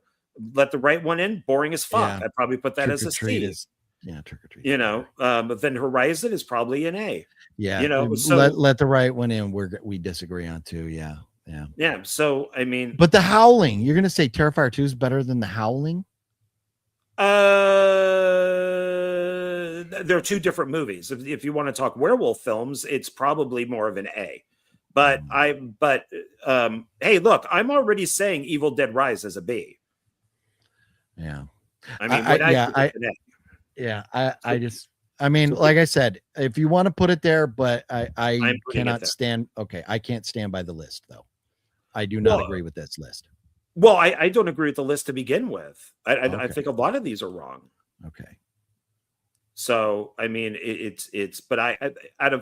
I'm willing maybe to move something to get. I don't want to move things to make something else. I just want to say, what is this better than? And in the B's, there's nothing there aside from maybe Wicker Man that I would say Terrifier is better than. I think it's better. Everything in the B's is better than that Terrifier. I would rather watch Terrifier 2 than Nightmare on Elm Street 3. I would rather watch Terrifier 2 more than the first Child's Play. Rather watch or good movie. And like I said, you can be a fan of something. You can like to watch something. It doesn't mean it's a good movie. That's why it's not an S. That's why it's an A. Yeah. I think it's better than porno, than a porno act, porno Sure. name. Okay, let's just leave it there so we can move on. Okay. All right. Here's one that we're probably also going to disagree with: Texas Chainsaw Massacre Part 2, the original sequel. Yeah, Bill Moseley. Dennis. Fuck. No. Goddamn. What's his name? Hopper. Dennis Hopper. Oh, Dennis Hopper. Yeah. I think it's a fucking great movie. It's not a S. This is Texas Chainsaw crossed with Evil Dead. You take Texas Chainsaw and you add that crazy over the top goofiness. I love this movie, but I think I may surprise you. And if you disagree with me on this score, I think you're doing it just to be a butt. But I give it a B. No, it's a B. Okay. Yeah. It's a B. Right. Sean says B. Texas is an S. And Elika, I love it as far as enjoyability for me, as far as me being a fan. This would be up there with, as far as my watchabilities, I would personally put it in the S's, but it's not an S movie. It's a production value has issues. Story has issues. It's goofy. It's not a great sequel to the original because you've gone from a scary fucking movie to a comedy. So it's like Megan 1, Megan 1 and Megan 2. So that it's different. So that is my ability to say I love it. Like House of 1,000 Corpses, I would watch either of those two movies over most anything in the A's. Over a lot of stuff in the S's, House of 1,000 Corpses or Texas Chainsaw 2. But I understand that it's not the greatest put together movie. So I say B. I don't mind the comedy because a lot of films went that way. If you look at Evil Dead 2 is a comedy compared to the first one. It's, for me, it's choppy. No, I guess pun intended. There's missing footage that was, that got lost. So the film doesn't make a lot of sense in ways. The beginning of the movie is great, where the truck and the car are together and the guy's head gets cut off. But here's an idea. Just stop the car. Why are you driving against the people that are waving a chainsaw at you? Yeah. Just stop there is a serious flaw there. Yeah, it's very simple. They're driving this way. You stop the car. They drive past. Turn around, go somewhere. You just drive in reverse or something. Yeah. So, and that bridge is probably the longest bridge in film history because it just keeps going for like 8 miles. Yeah, the effects are great. I love all the stuff in it. I can watch it with no problem. But I don't think it's an A. I mean, I really like Part 3 better. For me, that's my favorite sequel is Part 3. Yeah, no, and I agree with the stuff you're saying on it. I agree with that stuff, that there's a lot of flaws in the story and stuff, but it's a lot of fun. And, it is. And that's why I love it. But just because I love it doesn't mean it's a great movie. So that's why I'm okay with it being a B. Okay. All right. So we're coming around the bend here. We're almost there. The Wolfman, the original Wolfman. Yeah, this is a I don't know, franchise or whatever, but Wolfman in general, we get all these werewolf movies and all this stuff that have never really lived up to the potential of what a very good, I know we've had like the Howling, stuff like that. But like, a Wolfman remake, God, we need one that really does this film justice with like modern effects and stuff. They tried it, the Wolfman, the one with Anthony Hopkins. Yeah, I know, but that's what I mean. But it doesn't live up to it. They just don't live up to it. But this is a great one. It's a classic. It's pioneering. Is it the best of the Universals? No, but it's better than Creature from the Black Lagoon, and I'm fine giving it an A, but I don't want to, in my opinion, I don't want to go, oh, it's an S just because it's a classic. But I feel like a solid A. So we have the original Frankenstein is an S, Bride is an S, the original Dracula is an S, Nosferatu is an S. That's Yeah, the I didn't silent really one. agree. I gave you Nosferatu. I remember I argued You hard know, against I could actually move Nosferatu down to an A.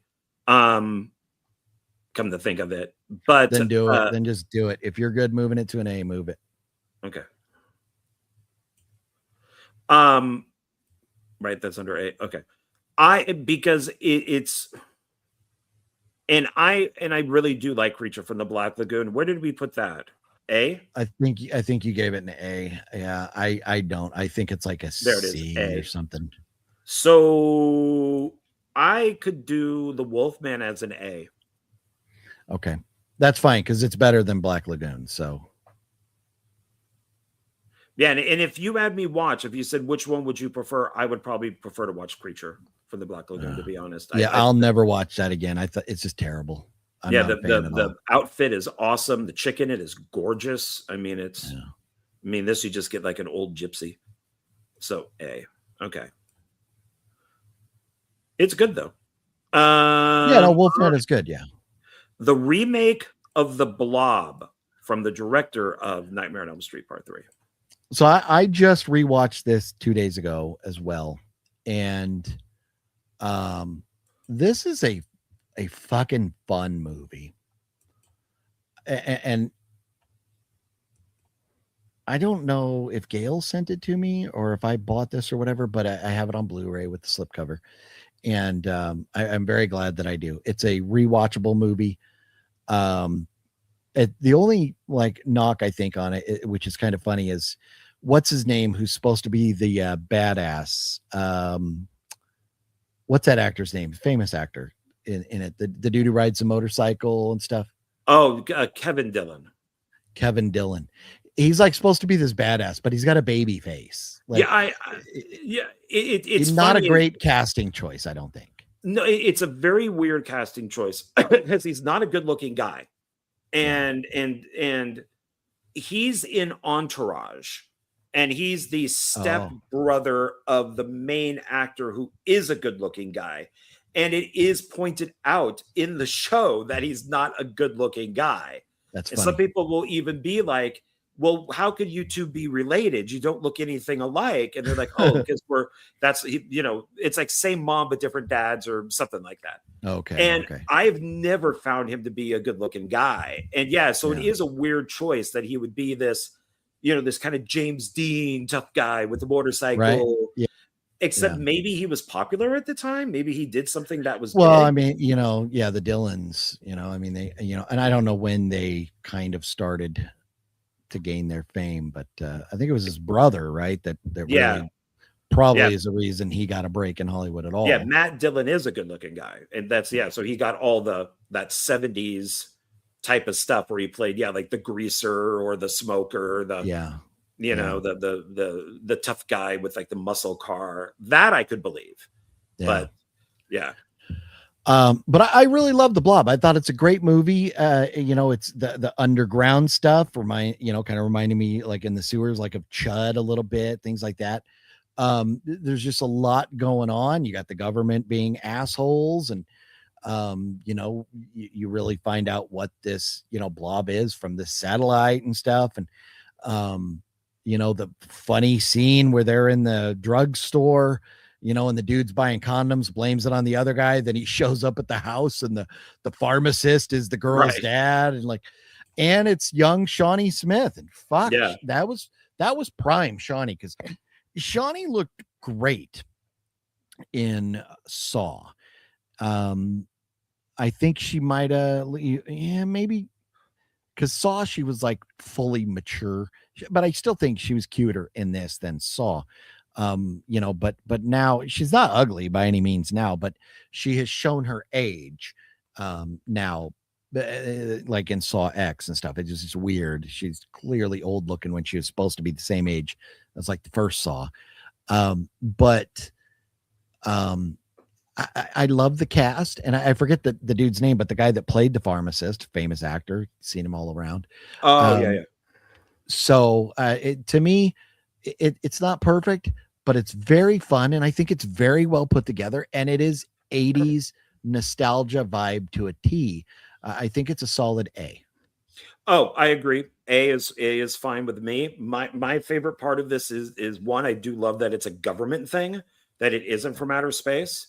I do like the original Blob and its sequel, Son of the Blob or Beware the Blob, whatever title you watch it under. So I am a Blob fan, but I love that it's part of like a government thing, and that the priest gets it on his face, and at the end we see him at the tent, and he's like worshiping like the little piece of the Blob that's in the jar that's moving around.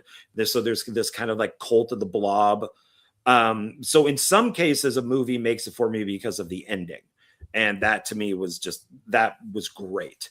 So I would definitely, just for that ending alone, that like last 10 minutes, I'd probably give it an A. Yeah. Okay. So here we go. A. All right. We got 2 left. Ginger Snaps, the first Ginger Snaps. Yeah, I've not been a fan of this, and I tried to rewatch it. Apparently, I don't own it because I don't give a fuck. I tried to rewatch it, and I would have had to pay, and I am not gonna pay to watch Ginger Snaps. This movie, when I watched it the first time, I was like, it's like it looks low budget. It looks Canadian, which it is. A movie shouldn't look Canadian. It should just be Canadian. I don't think the acting was great. I just don't remember it being a very good movie at all. And my rating based off of what I remember would be a C. I really enjoyed it. I've watched all 3. It's the best out of the 3. I do like the idea of it's almost kind of like what they tried to do with Wolfman, the newest one, where it's not like a typical werewolf. It's instead it deals with puberty and like her period, and it deals with like a lot of like chick stuff of her turning into the wolf, and I think that's original. I like that you would deal with, because I've mentioned that with like zombies and stuff is like, well, what about women that are on their menstrual cycle? Zombies would smell that immediately. And this kind of addresses that stuff, but for a werewolf. So I can go with B. I don't think it's a great movie, but I could go low A, high B, and it is the best out of the 3. Okay, I can swallow a B. I can. Well, what were you thinking? C? I said C, yeah. But but you have Jeff says B, Antonis says B, Mario says B. So no, that's Blob. Sorry. So only Antonis and Jeff on this one, and they both say B. So I'm fine with that. I'm the only C. So I know people like it. I don't understand, but people like it more than I think it's worth. But to eat their own. That is correct. To eat their own. All right. Now, this is an S for you. This is an absolute S for you. And I'm not joking. X. The first X. Yeah. And I was sitting here thinking about X, and I do think X is one of, I would have to go back and look, but it is in the top 5 of horror movies in the last 25 years. Easy. And that's where I'm like, okay, let's think about flaws with it. And I can't really think of any. And then we start thinking about some of the unique kills, blood spraying on the front of the van, Jenna Ortega running out of the house and just getting fucking mauled. Some of the kills were so fucking great. We had the Texas Chainsaw vibe. We got, some nudity. We got set up with Mia Goth's character for sequels, which were fucking amazing as well. This is one of my favorite franchises. So like going for like where am I going to grade this? I'm looking for reasons not to give it an S, and I just can't find reasons to take it down from an S. So yeah, you're right. I do think this is an S. And because I know you love this series so much, my favorite one is Maxine, but I do think all three movies are really good. I think it should go into S. Okay. Yeah, with no problem at all. And that's really just because and that's it. Yeah. So because I just think that you love it so much that you wherever you think it should go. It's not that I love it that well. I mean, there's movies that I love more than that are lower scored, but it is just when you think about the acting, the production value, the layered stories, the different, we really develop the characters, and so you root for people, you don't like people, you're kind of on the edge of your seat with. This farmer is very particular about what these people are doing in his like barn or whatever. And they're out there filming a porn. And it's like, fuck, if this guy comes around, he's going to lose his shit. So it's not just like, we're worried about people getting killed and stuff. We're like, what is this guy going to do? Is he going to kick him out of there, or what's going to go on? So, and the location was great, which I think was it filmed in like Australia or New Zealand or something? I don't think it was filmed in Texas, but I just think it is a very, very well put together movie. And the fact of like Jenna Ortega turning on her boyfriend when her boyfriend's like, I don't want you to have sex with this guy. And she does, just to go make this, porn, to be a part of it. And I don't think the character was like wanting to specifically have sex with the guy. I think her character just wanted to let the boyfriend know, like, I don't love you that much. Like I love me more than you. And so I want to do this. And so I'm going to do it. And it just showed you who, girl, especially with Jenna Ortega, who we perceive, in a lot of films is this little goody two-shoe girl, to be a sexual deviant and stuff. And so I just think there's all the characters had a real strong purpose, and it's such a very well put together film. And it is, I will argue, trilogy wise, if we are going to argue best movie trilogies, this is in the fucking argument of best horror trilogies of all time. So my love of the film aside, I just think it's an S, because it's just so well put together. There you go. You got it. It's an S. And that's it. We're done. Nice. Okay. There it is. 100 movies. Right? Did I move it? I did move it. Okay. 100 movies in the books. Some that we don't see eye to eye on, but we have to make concessions. So the interesting thing, and maybe we'll have to do two, is to see where we rank these on like 1 to 100. We're going to have very tough times putting these in order 1 to 100, especially like with Terrifier and stuff. And maybe we need some extra, rather than just our opinions.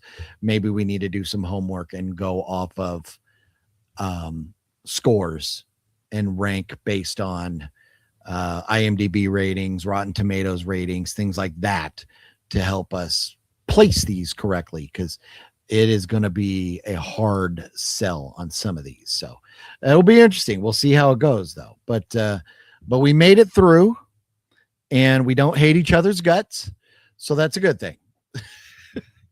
That is true. There are some that we clearly disagree on, but that's okay. We're not going to agree on everything, and the ability to actually get through it without completely losing our shit is good. So there it is, everybody. Now, John, I saw you taking pictures of it. Do you think you could try and share this on like X or something? Let me see.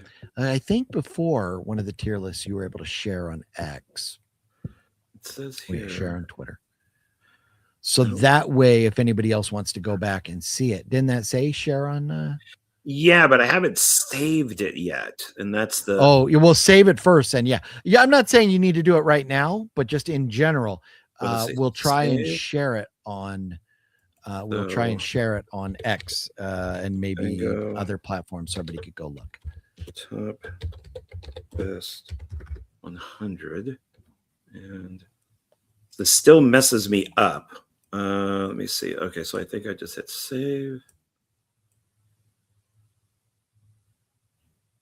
Okay, and then another one. It had download image. Where did you do that? Where we allowed you to download. There's export image. Oh yeah, export the image, because that would be like that should be the whole thing, right? But right click on export image and then open it in a new page, kind of thing.